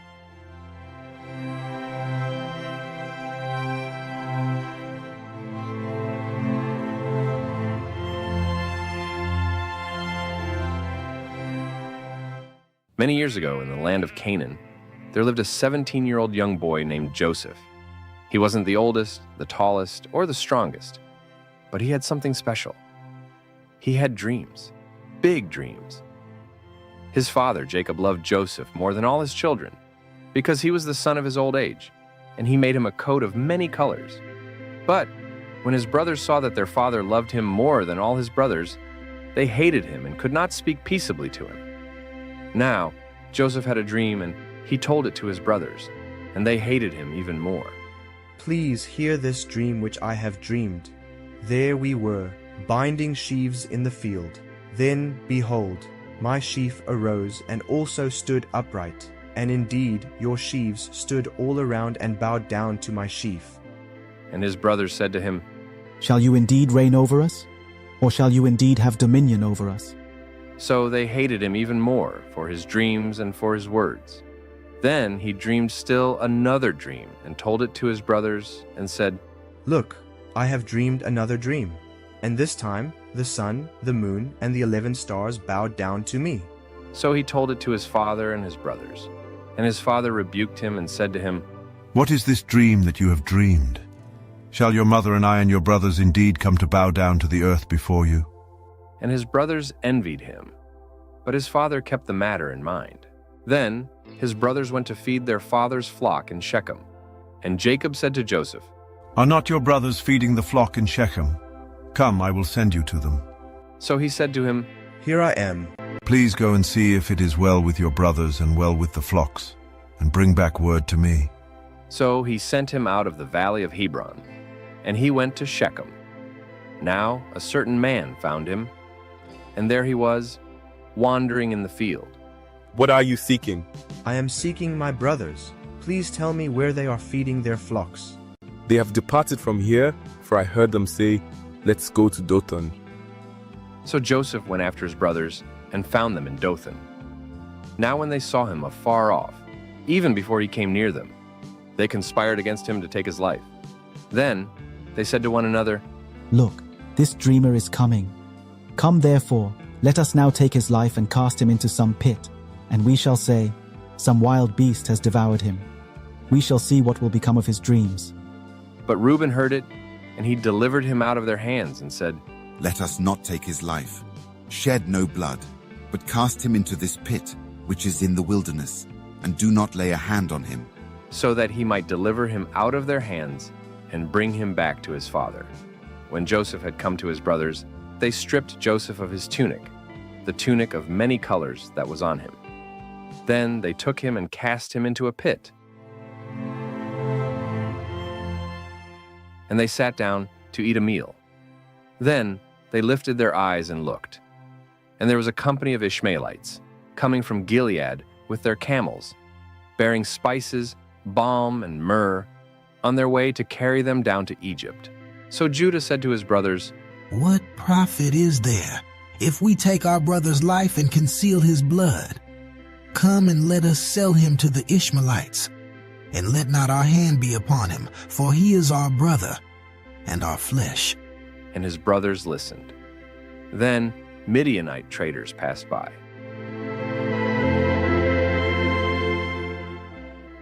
So the brothers pulled Joseph up and lifted him out of the pit, and sold him to the Ishmaelites for 20 shekels of silver.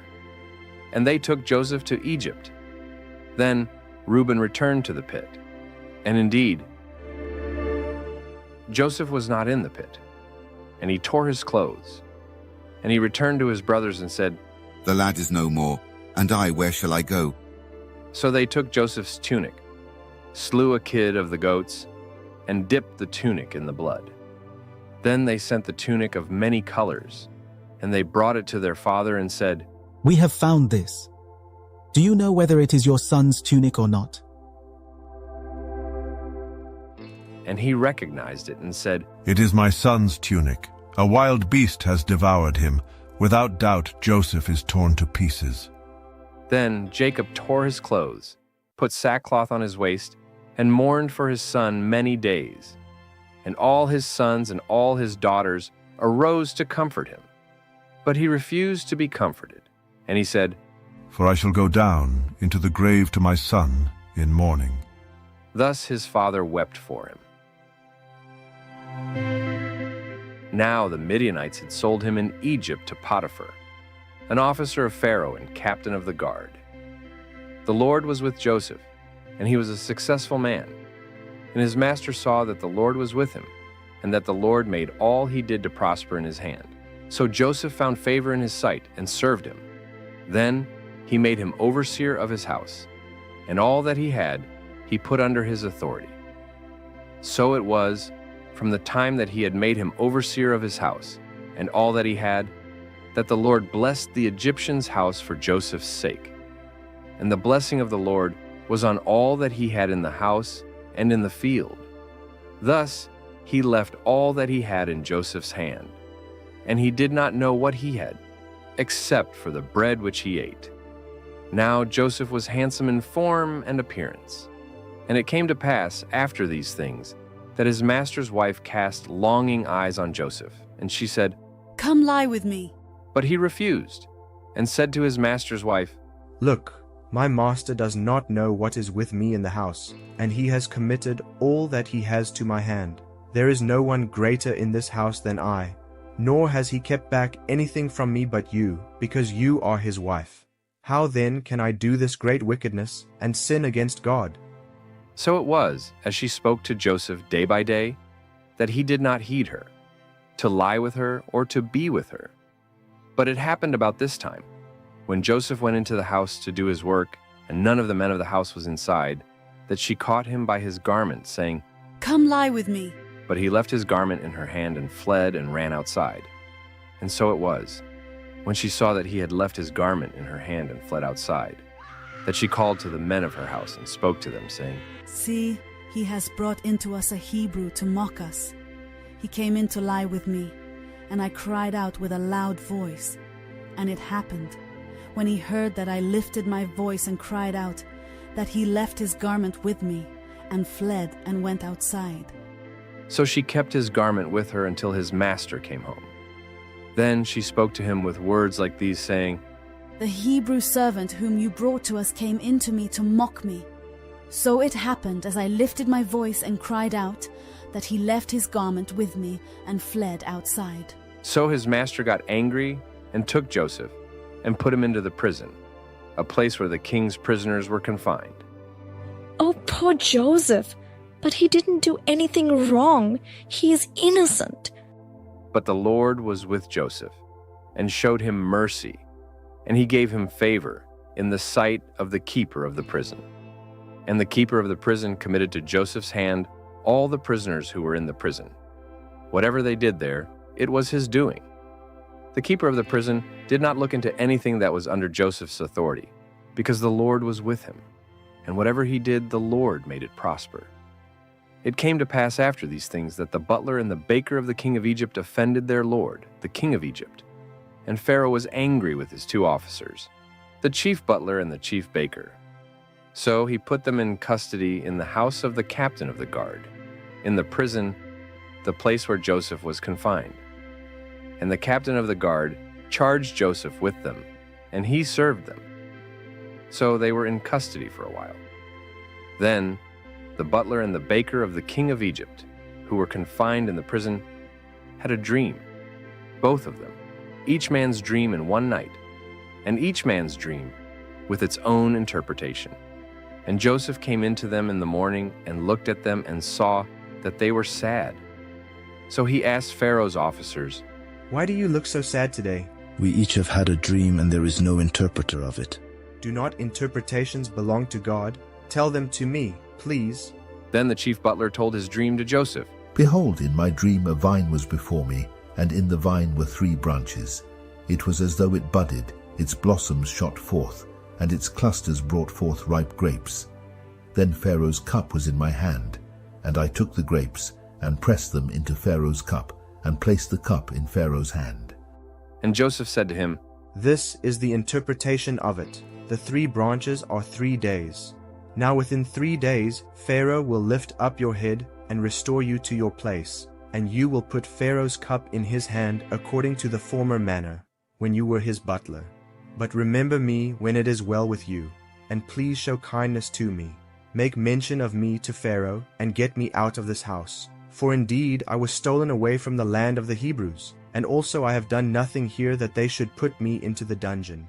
When the chief baker saw that the interpretation was good, he said to Joseph, "I also was in my dream, and there were 3 white baskets on my head. In the uppermost basket were all kinds of baked goods for Pharaoh, and the birds ate them out of the basket on my head." So Joseph answered and said, "This is the interpretation of it. The 3 baskets are 3 days. Within 3 days Pharaoh will lift off your head from you and hang you on a tree, and the birds will eat your flesh from you." Now, on the 3rd day, which was Pharaoh's birthday, that he made a feast for all his servants, and he lifted up the head of the chief butler and of the chief baker among his servants. Then he restored the chief butler to his butlership again, and he placed the cup in Pharaoh's hand. But he hanged the chief baker, as Joseph had interpreted to them. Yet the chief butler did not remember Joseph, but forgot him.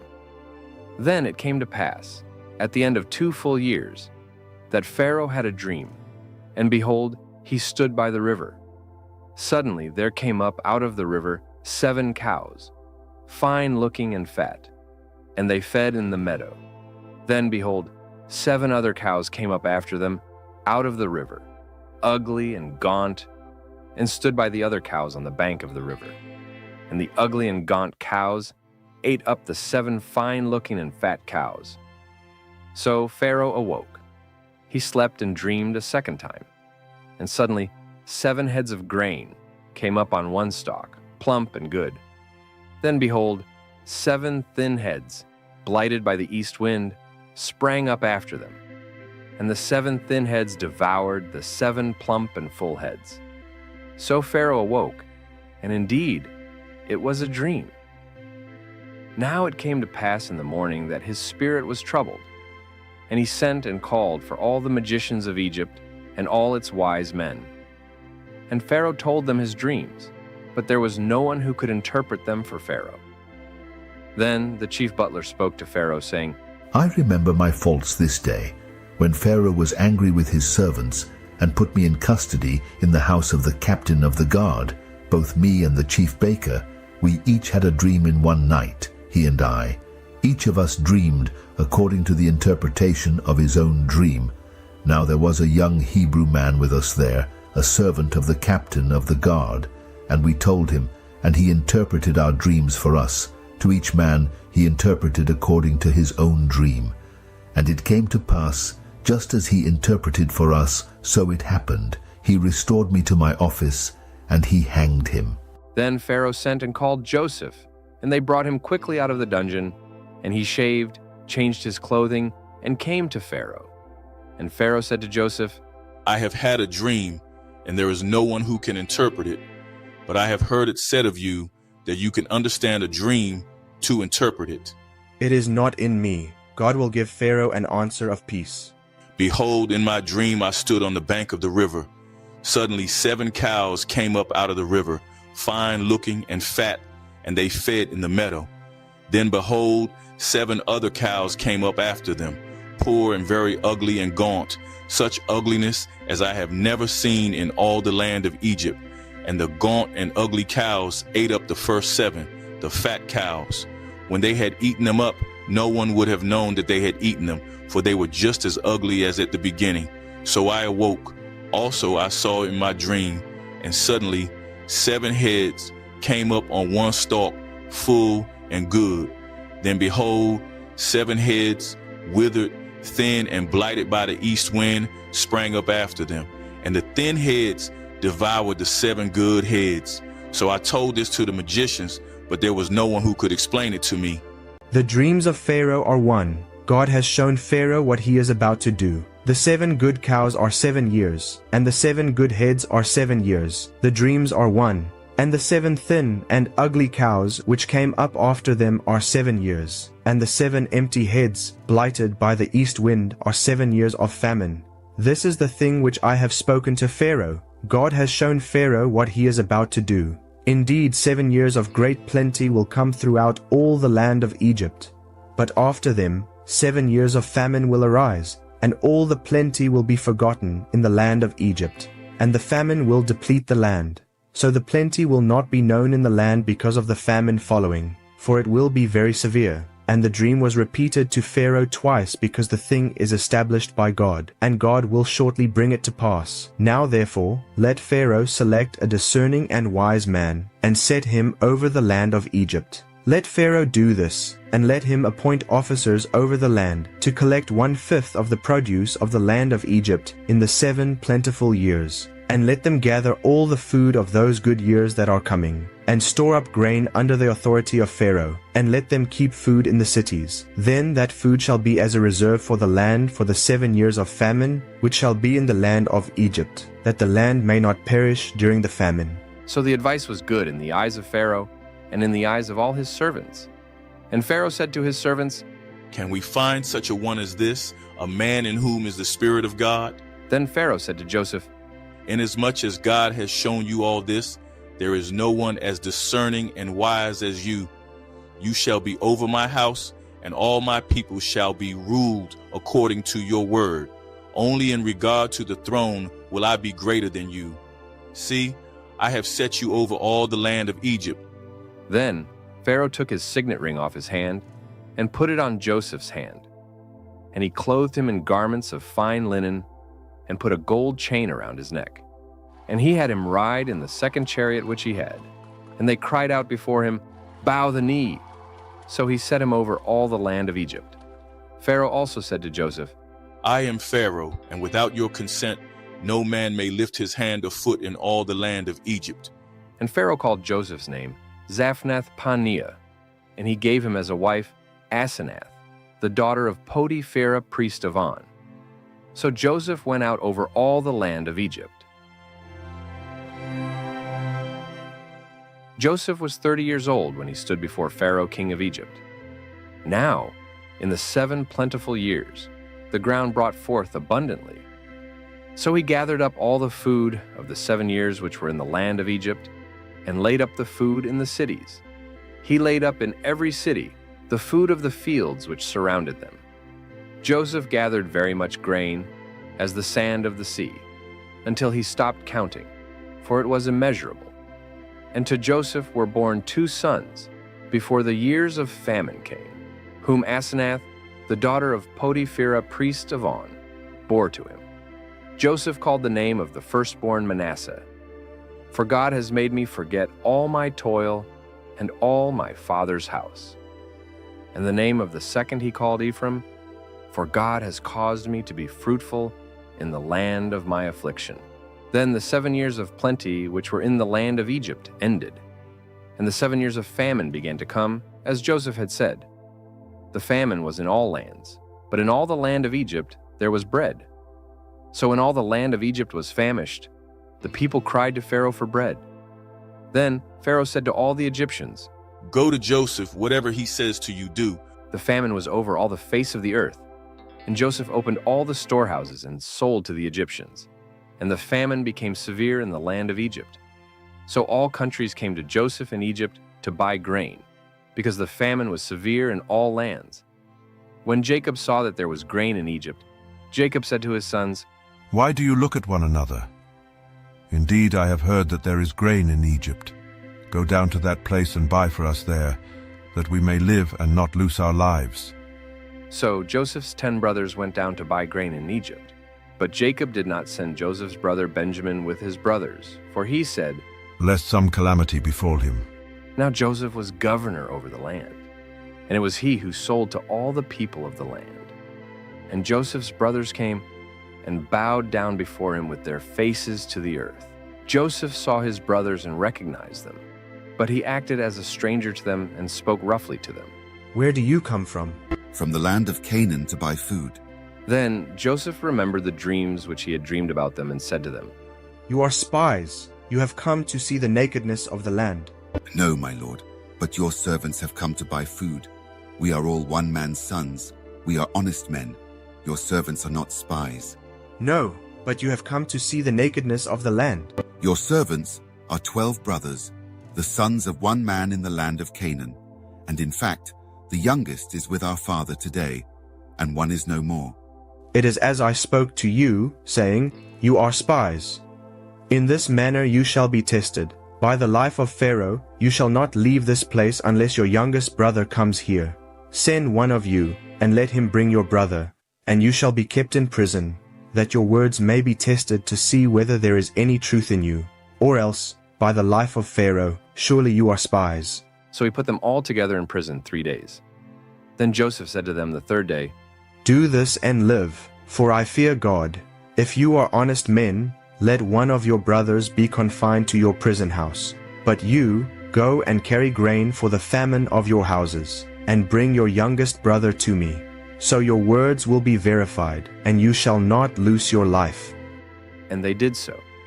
Then they said to one another, We are truly guilty concerning our brother, for we saw the anguish of his soul when he pleaded with us, and we would not hear.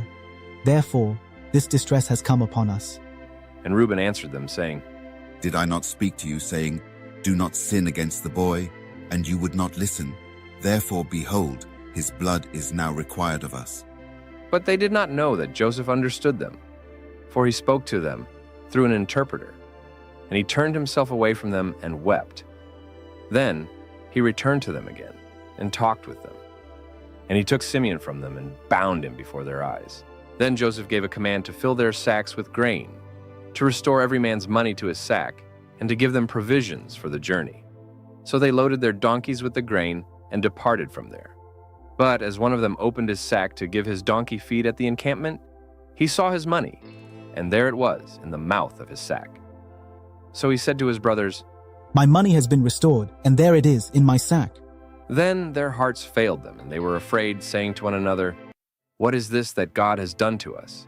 Then they went to Jacob, their father in the land of Canaan, and told him all that had happened to them. Then it happened as they emptied their sacks, that surprisingly, each man's bundle of money was in his sack. And when they and their father saw the bundles of money, they were afraid. And Jacob their father said to them, You have bereaved me. Joseph is no more, Simeon is no more, and you want to take Benjamin. All these things are against me. Then Reuben spoke to his father, saying, Take the life of my 2 sons, if I do not bring him back to you.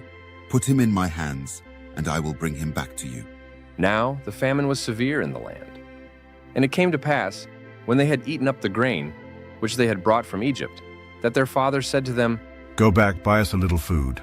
But Judah spoke to him, saying, The man solemnly warned us, saying, You shall not see my face unless your brother is with you. If you send our brother with us, we will go down and buy you food. But if you will not send him, we will not go down. For the man said to us, You shall not see my face unless your brother is with you. Why did you deal so wrongfully with me as to tell the man whether you had still another brother? The man asked us pointedly about ourselves and our family, saying, Is your father still alive? Have you another brother? And we told him according to these words. Could we possibly have known that he would say, Bring your brother down? Then Judah said to Israel his father, Send the lad with me, and we will arise and go, that we may live and not lose our lives, both we and you, and also our little ones. I myself will be surety for him. From my hand you shall require him. If I do not bring him back to you and set him before you, then let me bear the blame forever. For if we had not lingered, surely by now we would have returned this second time. If it must be so, then do this. Take some of the best fruits of the land in your vessels and carry down a present for the man. A little balm and a little honey, spices and myrrh, pistachio nuts and almonds. Take double money in your hand, and take back in your hand the money that was returned in the mouth of your sacks. Perhaps it was an oversight. Take your brother also, and arise. Go back to the man. And may God Almighty give you mercy before the man, that he may release your other brother and Benjamin. If I am bereaved, I am bereaved. So the men took that present and Benjamin, and they took double money in their hand, and arose and went down to Egypt. And they stood before Joseph. When Joseph saw Benjamin with them, he said to the steward of his house, "Take these men to my home, and slaughter an animal and make ready, for these men will dine with me at noon." Then the man did as Joseph ordered, and the man brought the men into Joseph's house. Now the men were afraid because they were brought into Joseph's house, and they said, "It is because of the money, which was returned in our sacks the first time, that we are brought in, so that he may make a case against us and seize us, to take us as slaves with our donkeys." When they drew near to the steward of Joseph's house, they talked with him at the door of the house and said, "O sir, we indeed came down the first time to buy food. But it happened when we came to the encampment that we opened our sacks, and there each man's money was in the mouth of his sack, our money in full weight. So we have brought it back in our hand. And we have brought down other money in our hands to buy food. We do not know who put our money in our sacks." But he said, "Peace be with you. Do not be afraid. Your God and the God of your father has given you treasure in your sacks. I had your money." Then he brought Simeon out to them. And when Joseph came home, they brought him the present which was in their hand into the house, and bowed down before him to the earth. Then he asked them about their well-being and said, "Is your father well, the old man of whom you spoke? Is he still alive?" And they answered, "Your servant our father's in good health. He is still alive."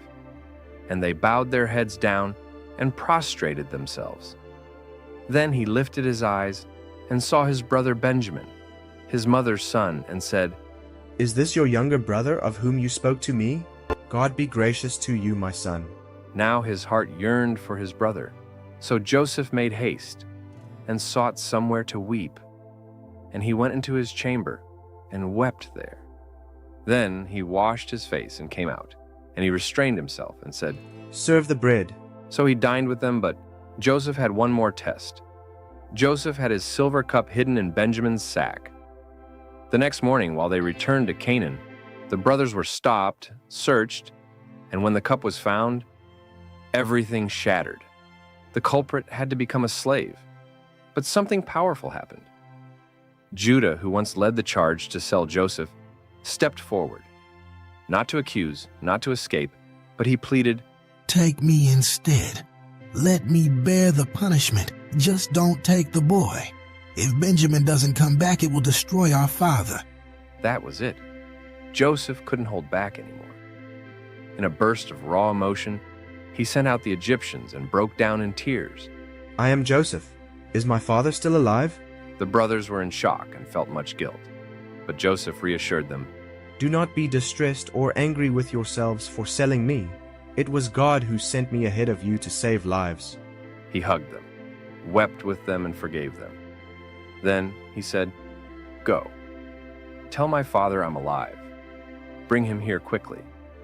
And Pharaoh, pleased with Joseph's reunion, offered wagons, supplies, and the best of Egypt for their family. When Jacob heard the news, he could hardly believe it. "Joseph, my son, is still alive? I will go and see him before I leave this earth." On the journey, God spoke to him at Beersheba. "Don't be afraid to go down to Egypt. I will go with you." And so Israel gathered his entire family and moved to Egypt. Then, when Joseph saw his father, he ran into Jacob's arms. He hugged him tight and wept for a long time. "Now I can go in peace because I've seen your face again." Joseph settled the family in Goshen, gave them land, food, and protection. And when Jacob stood before Pharaoh, an old man leaning on his staff, he did something unexpected. He blessed the king of Egypt. And just like that, the family of Israel was preserved in a foreign land, not by power, not by revenge, but by forgiveness, grace, and the quiet working of God's plan behind the scenes. My friends, as we close this powerful story, let's not just applaud Joseph's rise to greatness. Let's remember how he got there. He was Jacob's beloved son, betrayed by his own brothers, sold into slavery, and forgotten in prison. But through it all, God was with him. Joseph's life teaches us that the path to purpose isn't always straight. Sometimes it winds through pain, betrayal, and waiting. But if we stay faithful like Joseph, even in the dark, God can turn our suffering into salvation, not just for us, but for others. Joseph forgave, Joseph trusted, and Joseph rose because God never left him. So when life feels unfair or your dreams feel far away, remember this story. God is still writing your ending. And like Joseph, it will be worth the wait.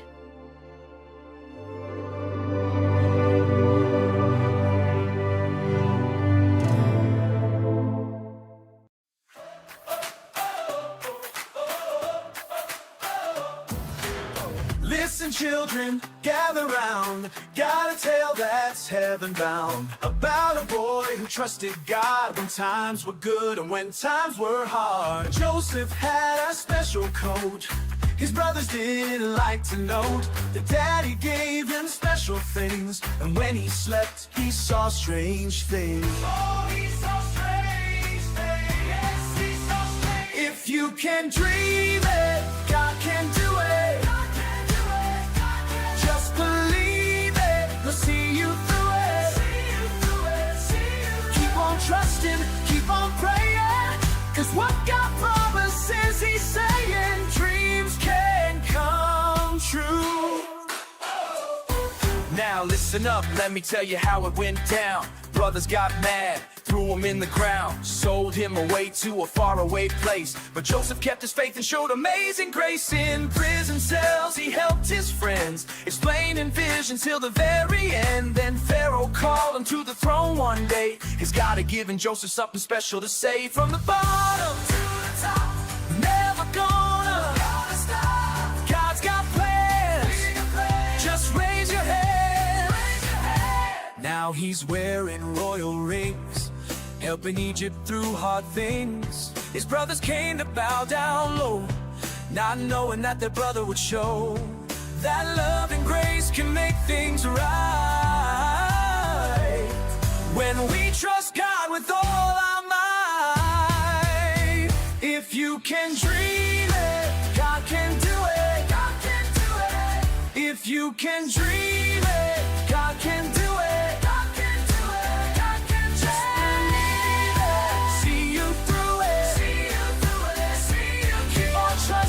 Keep on praying, 'cause what God promises, He's saying. Dreams can come true. Yes, dreams can come true. Come true. Yeah, yeah, true.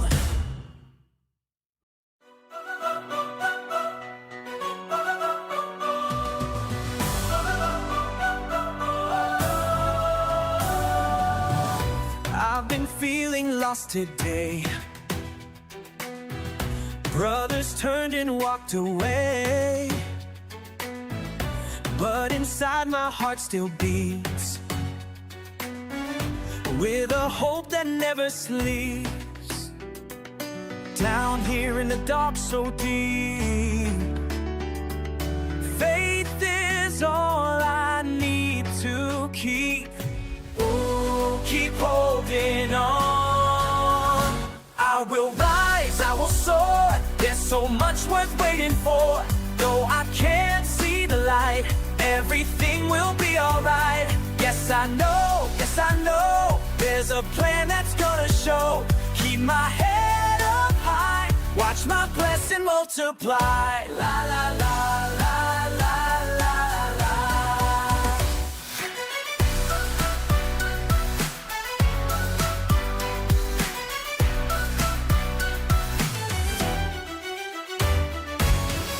In this pit against my will,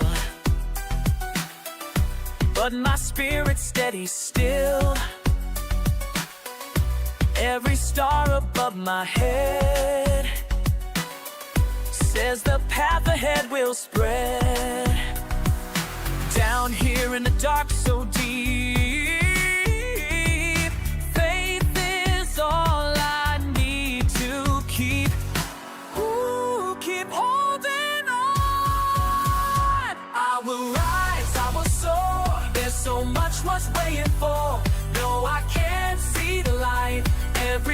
that be alright? Yes, I know, 'cause I know there's a plan that's gonna show. Keep my head up high, watch my blessing of your climb. La la la la la la la. Bum ba dum bum buddy. Stay strong, stay strong. Yeah, yeah, yeah, set me free. Keep faith from the bottom to the top. Watch how high that sun can pop. Every tear that falls down here makes tomorrow's joy more clear. I will rise, I will soar. I will rise, I will soar. There's so much more grading for.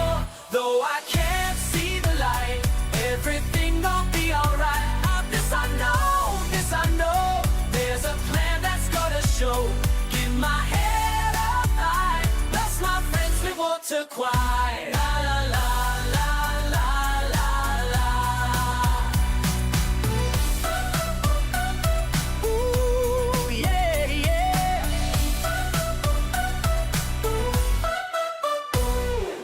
I got swallowed by a giant fish. Can you even imagine? 3 days, 3 whole days trapped inside. No sunlight, no fresh air, barely any food. Just me, my thoughts, and the endless sound of water sloshing around in that massive belly. And trust me, 3 days in there felt like a lifetime. How did I even end up there? It all started when God gave me a mission. And what did I do? I ran the other way. Spoiler alert, that did not go well.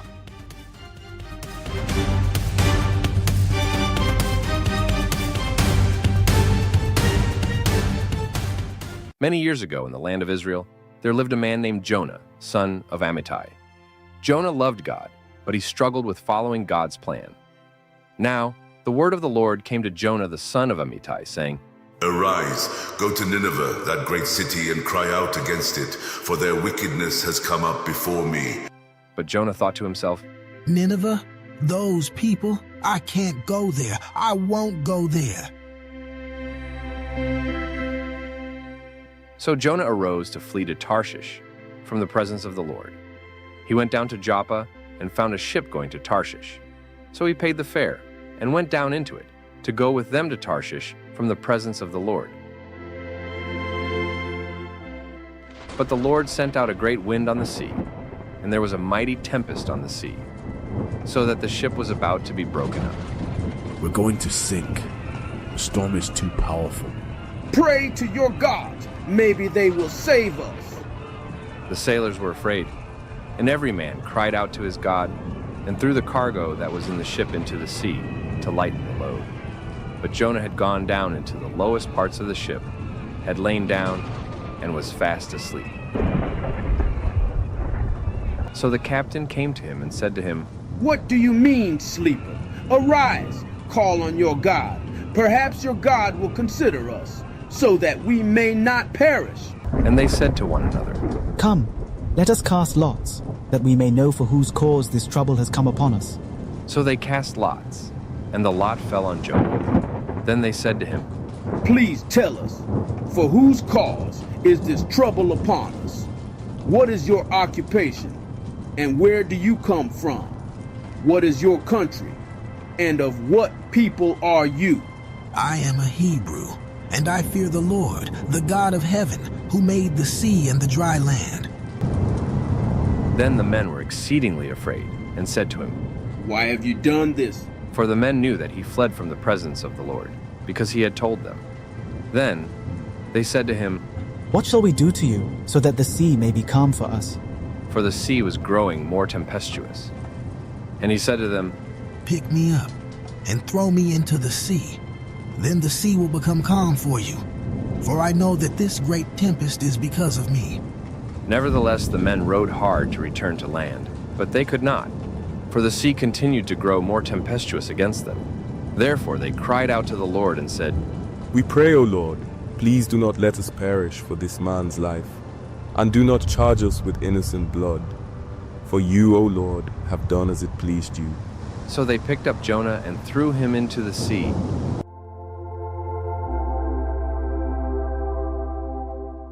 and the sea ceased from its raging. Then the men feared the Lord exceedingly, and offered a sacrifice to the Lord and took vows. Truly, Jonah's God is mighty.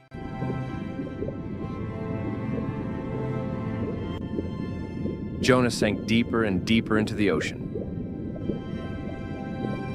Now the Lord had prepared a great fish to swallow Jonah. And Jonah was in the belly of the fish for 3 days and 3 nights. So Jonah prayed, I was in very bad trouble. I called to the Lord for help, and he answered me. I was deep in the grave. I cried to you, and you heard my voice. You threw me into the sea. Your powerful waves splashed over me. I went down, down into the deep sea. The water was all around me. Then I thought, now I must go where you cannot see me. But I continued looking to your holy temple for help. The seawater closed over me. The water covered my mouth and I could not breathe. I went down, down into the deep sea. Seaweed wrapped around my head. I was at the bottom of the sea, the place where the mountains begin. I thought I was locked in this prison forever, but the Lord my God took me out of my grave. God, you gave me life again. My soul gave up all hope, but then I remembered the Lord. I prayed to you, and you heard my prayers in your holy temple. Some people worship useless idols, but those statues never help them. I will give sacrifices to you, and I will praise and thank you. I will make special promises to you, and I will do what I promise. Salvation only comes from the Lord. So the Lord spoke to the fish, and it vomited Jonah onto dry land. Now the word of the Lord came to Jonah the second time, saying, Arise, go to Nineveh, that great city, and preach to it the message that I tell you. So Jonah arose and went to Nineveh, according to the word of the Lord. Now Nineveh was an exceedingly great city, a 3-day journey in extent. And Jonah began to enter the city on the first day's walk. Then he cried out and said, Yet 40 days, and Nineveh shall be overthrown. So the people of Nineveh believed God, proclaimed a fast, and put on sackcloth, from the greatest to the least of them. Then word came to the king of Nineveh, and he arose from his throne and laid aside his robe, covered himself with sackcloth, and sat in ashes. And he caused it to be proclaimed and published throughout Nineveh by the decree of the king and his nobles, saying, Let neither man nor beast, herd or flock taste anything. Do not let them eat or drink water. But let man and beast be covered with sackcloth and cry mightily to God. Yes, let everyone turn from his evil way and from the violence that is in his hands. Who can tell if God will turn and relent and turn away from his fierce anger, so that we may not perish? Then God saw their works, that they turned from their evil way. And God relented from the disaster that he had said he would bring upon them, and he did not do it. But it displeased Jonah exceedingly, and he became angry. So he prayed to the Lord and said, Lord, wasn't this what I said when I was still in my country? Therefore I fled previously to Tarshish, for I know that you are a gracious and merciful God, slow to anger and abundant in loving kindness, one who relents from doing harm. Therefore now, O Lord, please take my life from me, for it is better for me to die than to live. Then the Lord said, Is it right for you to be angry? So Jonah went out of the city and sat on the east side of the city. There he made himself a shelter and sat under it in the shade, till he might see what would become of the city. And the Lord God prepared a plant and made it come up over Jonah, that it might be shade for his head to deliver him from his misery. So Jonah was very grateful for the plant. But as morning dawned the next day, God prepared a worm, and it so damaged the plant that it withered. And it happened, when the sun arose, that God prepared a vehement east wind, and the sun beat on Jonah's head so that he grew faint. Then he wished death for himself and said, It is better for me to not be alive than to live. Then God said to Jonah, Is it right for you to be angry about the plant? It is right for me to be angry, even to death. But the Lord said, You have had pity on the plant for which you have not labored, nor made it grow, which came up in a night and perished in a night. And should I not pity Nineveh, that great city in which there are more than 120,000 persons who cannot discern between their right hand and their left, and much livestock? Obeying God's call can be difficult, but His mercy and love are boundless, even for those we think are beyond redemption. You know, if you had told me back then, when I was running in the opposite direction, that I'd one day be standing here talking about grace and second chances, I would have laughed or argued. I was good at both, but I ran. I ran from God's voice, His calling. I boarded a ship thinking I could escape the creator of the seas by sailing on them. Foolish, right? But what I learned, first in the storm, then in the belly of that great fish, and finally in the heart of a city I didn't even want to save, is that you can't outrun God's purpose, but more importantly, you can't outrun His mercy. When I was sinking, God heard me. When I was drowning in pride, God corrected me. When I was sitting outside Nineveh, angry that God forgave people I thought didn't deserve it, He still spoke to me, gently, patiently. You see, this story, it's not really about a fish. It's about a father who loves cities full of sinners, a father who chases down stubborn prophets, a father who forgives, restores, and gives another chance, over and over again. I wanted judgment for Nineveh. God wanted mercy. I wanted to write people off. God wanted to write them in. So if you take anything from my story, let it be this. God's mercy is bigger than your mistake. His love runs deeper than your anger. And His calling, well, it's not just about where you're going. It's about who you're becoming. I was Jonah, a runner, a rebel, a reluctant messenger. But I was also chosen, redeemed, used by God, even when I didn't want to be. And if He can use someone like me, He can use someone like you too.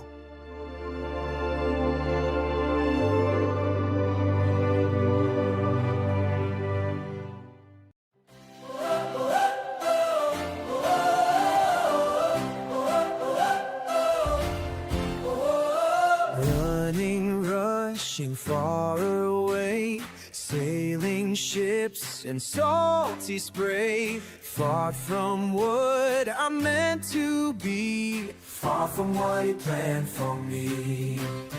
How far can you go? How far can you run? When love wants to show what must be done, bigger than any fish in the sea. How big is His love?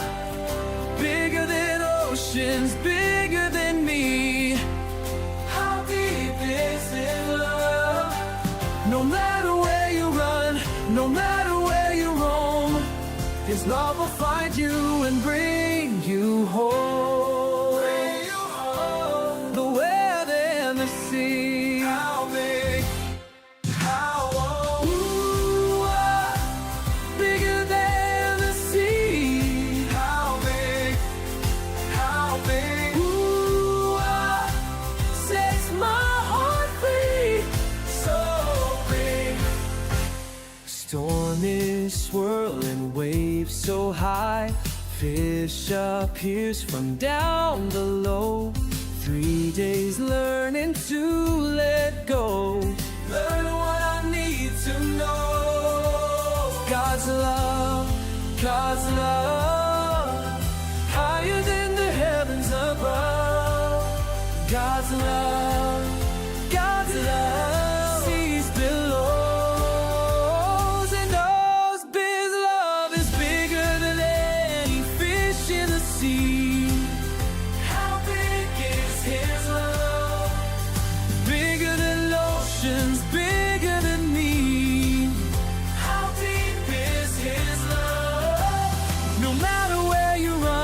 No matter where you roam, His love will find you and bring your His love is bigger, much bigger than any fish in the sea. How big can it be?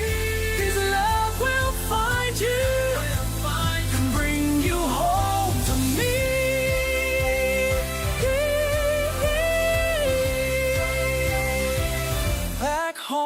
to me, home to me.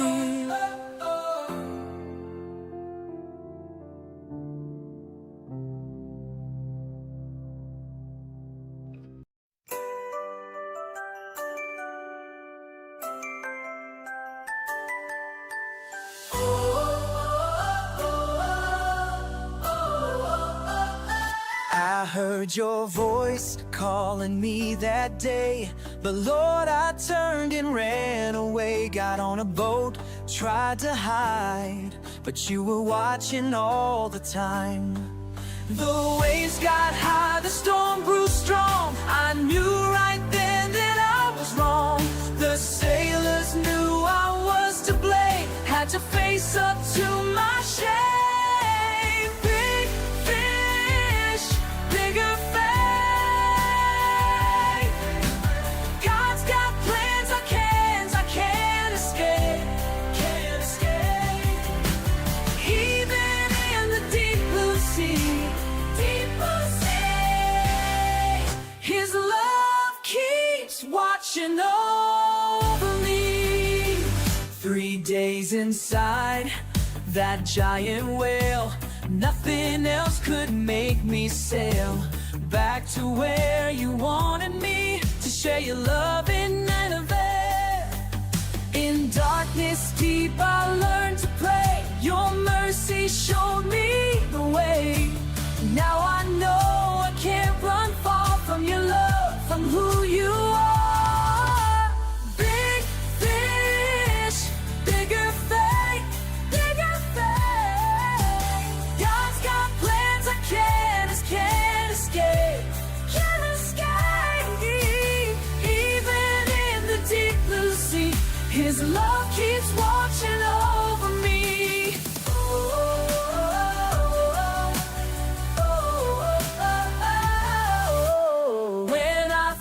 I know what's best, God shows me there's a bigger test. His plans are higher than the sky. Now I know the reason why. Big fish, bigger faith, bigger faith.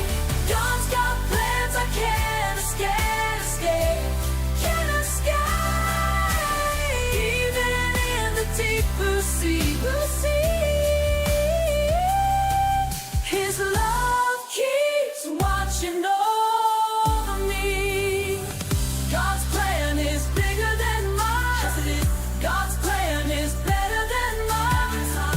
God's plan is bigger than mine. God's plan is perfect and right. Praise His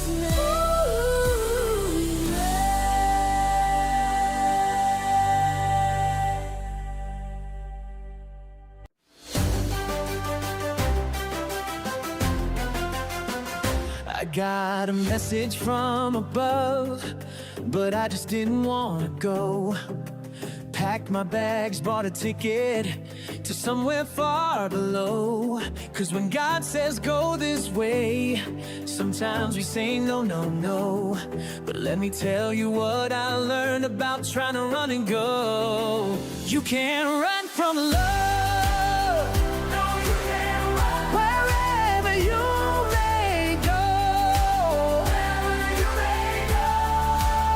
can't run from love. No, you can't run. No. God's gonna let you know.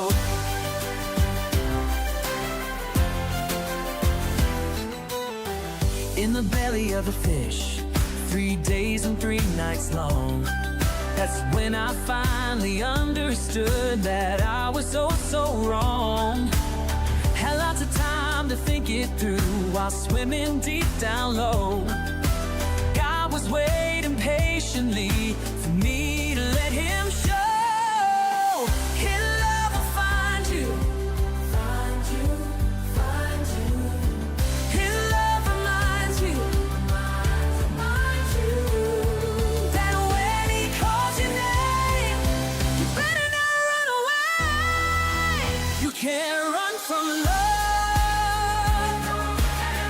Wherever you may go,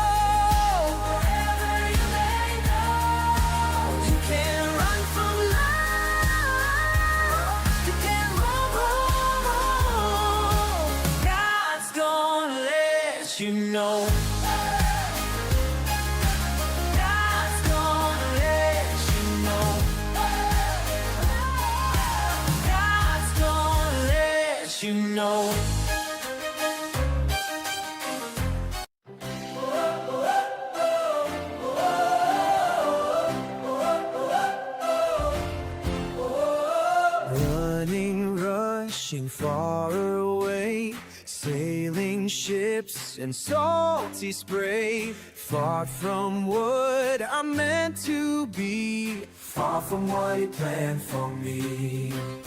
How far can you go? How far can you run? When love wants to show what must be done. Bigger than any fish in the sea. How big is his love? Bigger than oceans, bigger than me. How deep is his love? No matter where you run, no matter where you roam, his love will find you and bring you home. Bring you home. The wind and the sea. How big? How bigger than the sea. How big? How big? Sets my heart free. So big. Storm is swirling, waves so high, fish appears from down below. 3 days learning to let go, learn what I need to know. God's love, higher than the heavens above.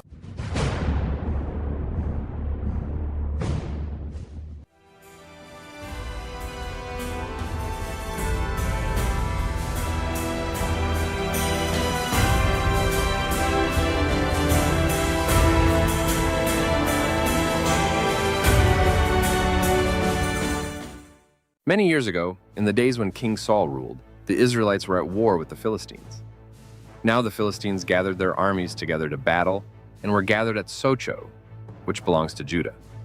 They encamped between Socho and Azekah in Ephes-Dammim. And Saul and the men of Israel were gathered together, and they encamped in the valley of Elah, and drew up in battle array against the Philistines. The Philistines stood on a mountain on one side, and Israel stood on a mountain on the other side, with a valley between them.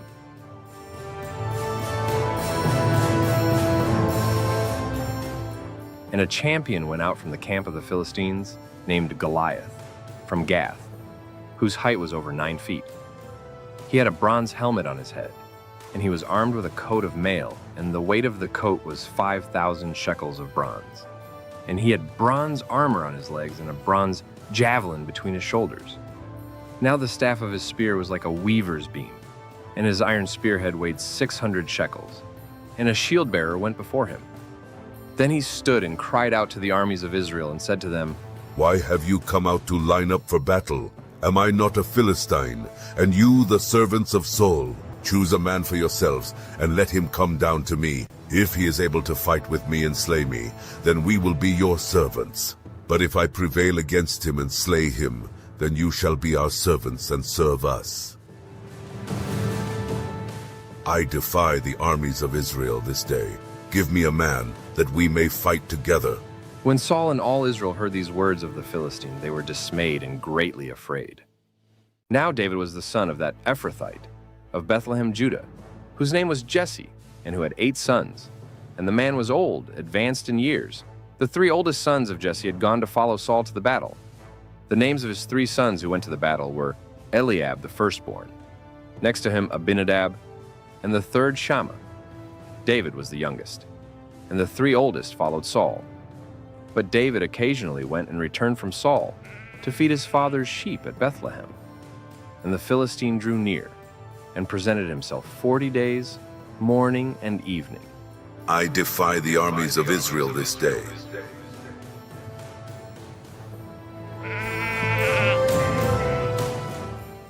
Then Jesse said to his son David, Take now for your brothers an ephah of this dried grain and these 10 loaves, and run to your brothers at the camp, and carry these 10 cheeses to the captain of their 1,000, and see how your brothers fare, and bring back news of them. So David rose early in the morning, left the sheep with a keeper, and took the things and went as Jesse had commanded him. And he came to the camp as the army was going out to the fight and shouting for the battle. For Israel and the Philistines had drawn up in battle array, army against army. And David left his supplies in the hand of the supply keeper, ran to the army, and came and greeted his brothers. Then, as he talked with them, there was the champion, the Philistine of Gath, Goliath by name, coming up from the armies of the Philistines, and he spoke according to the same words. I defy the armies of Israel this day. Give me a man, that we may fight together. So David heard them. I defy the armies of Israel this day. And all the men of Israel, when they saw the man, fled from him and were dreadfully afraid. So the men of Israel said, Have you seen this man who has come up? Surely he has come up to defy Israel. And it shall be that the man who kills him, the king will enrich with great riches, will give him his daughter, and give his father's house exemption from taxes in Israel. Then David spoke to the men who stood by him, saying, What shall be done for the man who slays this Philistine and takes away the reproach from Israel? For who is this uncircumcised Philistine, that he should defy the armies of the living God? And the people answered him. Now Eliab, his oldest brother, heard when he spoke to the men, and Eliab's anger was aroused against David. Why did you come down here? And with whom have you left those few sheep in the wilderness? I know your pride and the insolence of your heart, for you have come down to see the battle. What have I done now? Is there not a cause? Then he turned from him toward another, and said the same thing. And these people answered him as the first ones did. Now when the words which David spoke were heard, they reported them to Saul, and he sent for him. Then David said to Saul, Let no man's heart fail because of him. Your servant will go and fight with this Philistine. And Saul said to David, You are not able to go against this Philistine to fight with him, for you are a youth, and he was a man of war from his youth. Your servant used to keep his father's sheep, and when a lion or a bear came and took a lamb out of the flock, I went out after it and struck it, and delivered the lamb from its mouth. And when it arose against me, I caught it by its beard, and struck and killed it. Your servant has killed both lion and bear, and this uncircumcised Philistine will be like one of them, seeing he has defied the armies of the living God. The Lord, who delivered me from the paw of the lion and from the paw of the bear, he will deliver me from the hand of this Philistine. Go, and the Lord be with you. So Saul clothed David with his armor, and he put a bronze helmet on his head.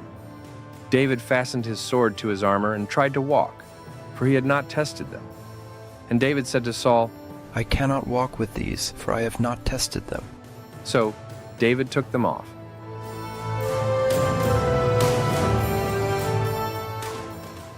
Then he took his staff in his hand, and he chose for himself 5 smooth stones from the brook, and put them in a shepherd's bag, in a pouch which he had, and his sling was in his hand.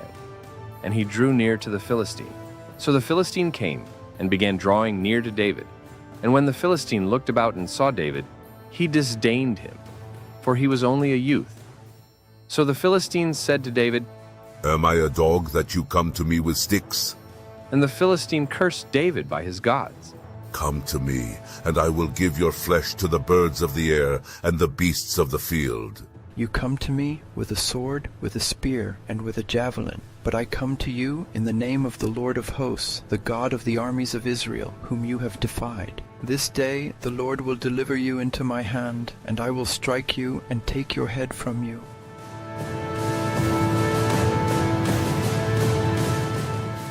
And this day I will give the carcasses of the camp of the Philistines to the birds of the air and the wild beasts of the earth, that all the earth may know that there is a God in Israel. Then all this assembly shall know that the Lord does not save with sword and spear, for the battle is the Lord's, and he will give you into our hands. So it was, when the Philistine arose and came and drew near to meet David, that David hurried and ran toward the army to meet the Philistine.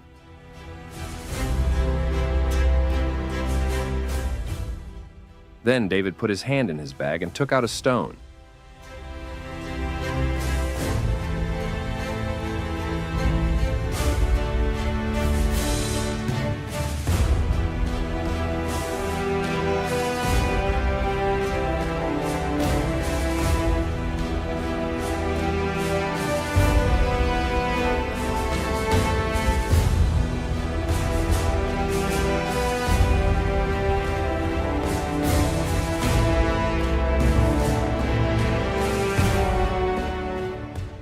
and he slung it and struck the Philistine in his forehead, so that the stone sank into his forehead, and he fell on his face to the earth. But there was no sword in the hand of David. Therefore David ran and stood over the Philistine, took his sword, and drew it out of its sheath and killed him, and cut off his head with it.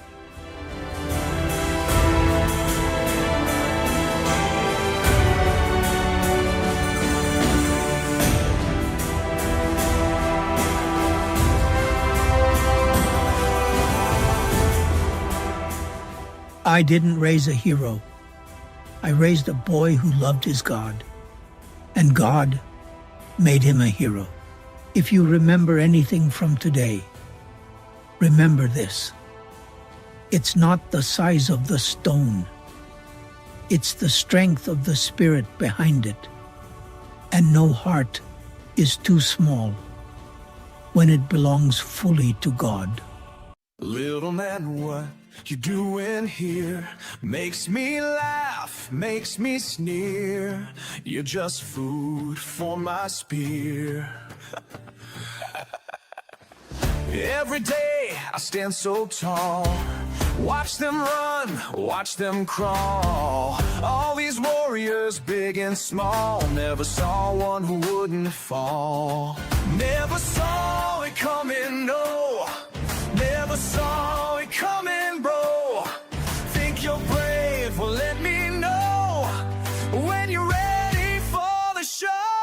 Never saw it coming, never saw it fall. Never thought a shepherd boy could shake my wall. Never saw it coming, never thought I'd see such a tiny fighter stepping up to me. Never saw it coming, never saw it coming. My armor weighs more than you. Every step I take is true. Got an army backing me. Why you stand there, 1, 2, 3? Never saw it coming, right? Never saw it coming, fight. Gonna learn about my might. Gonna end this here tonight. Wait, what's that in your hand? Just a slinger coming in. Gonna learn about my mind. Gonna end this here tonight. Wait, what's that in your hand? Just a sling and just a stone. Something in your eyes, man, got me shook down to my bones. Never saw it coming. Look at this little shepherd thinking he can take me down. Got my bronze and iron suit, wearing victory like a crown. 9 feet tall and built for war, been fighting since my youth. But something in the way you move is speaking truth.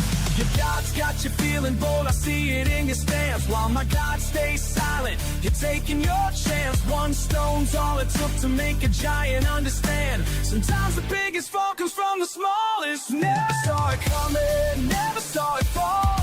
Never thought a shepherd boy could shake my wall. Never saw it coming, never thought I'd see the end of all my pride come straight for me. Never saw it coming. Little man, you taught me well. Little man, you taught me well. Got a story I can tell. From my height down to the ground. Never heard a sweeter sound.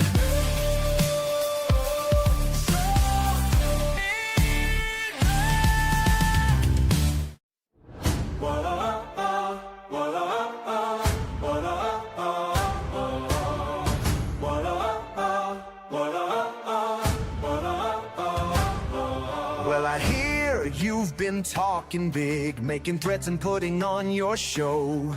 But from down here where I'm standing, you're just compensating, don't you know? They all ran when you appeared, but I see right through your game. Got my sling and got my courage, and I'm calling out your name. The bigger they are, the harder they fall. That's what they say, and I believe it all. You can tower above the world below,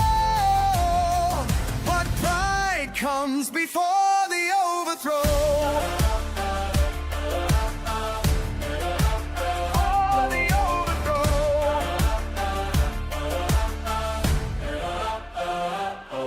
Your armor shining in the sun, but what's beneath that metal shell? A heart that's pumping fear and doubt, more than any man can tell.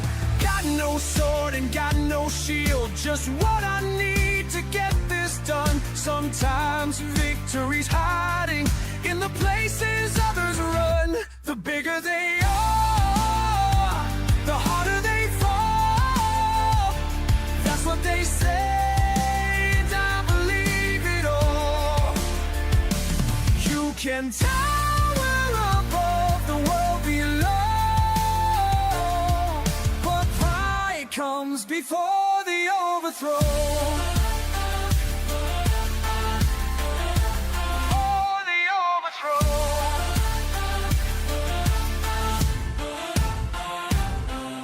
Size ain't everything, truth be told. Sometimes the smallest stone can break the tallest hole.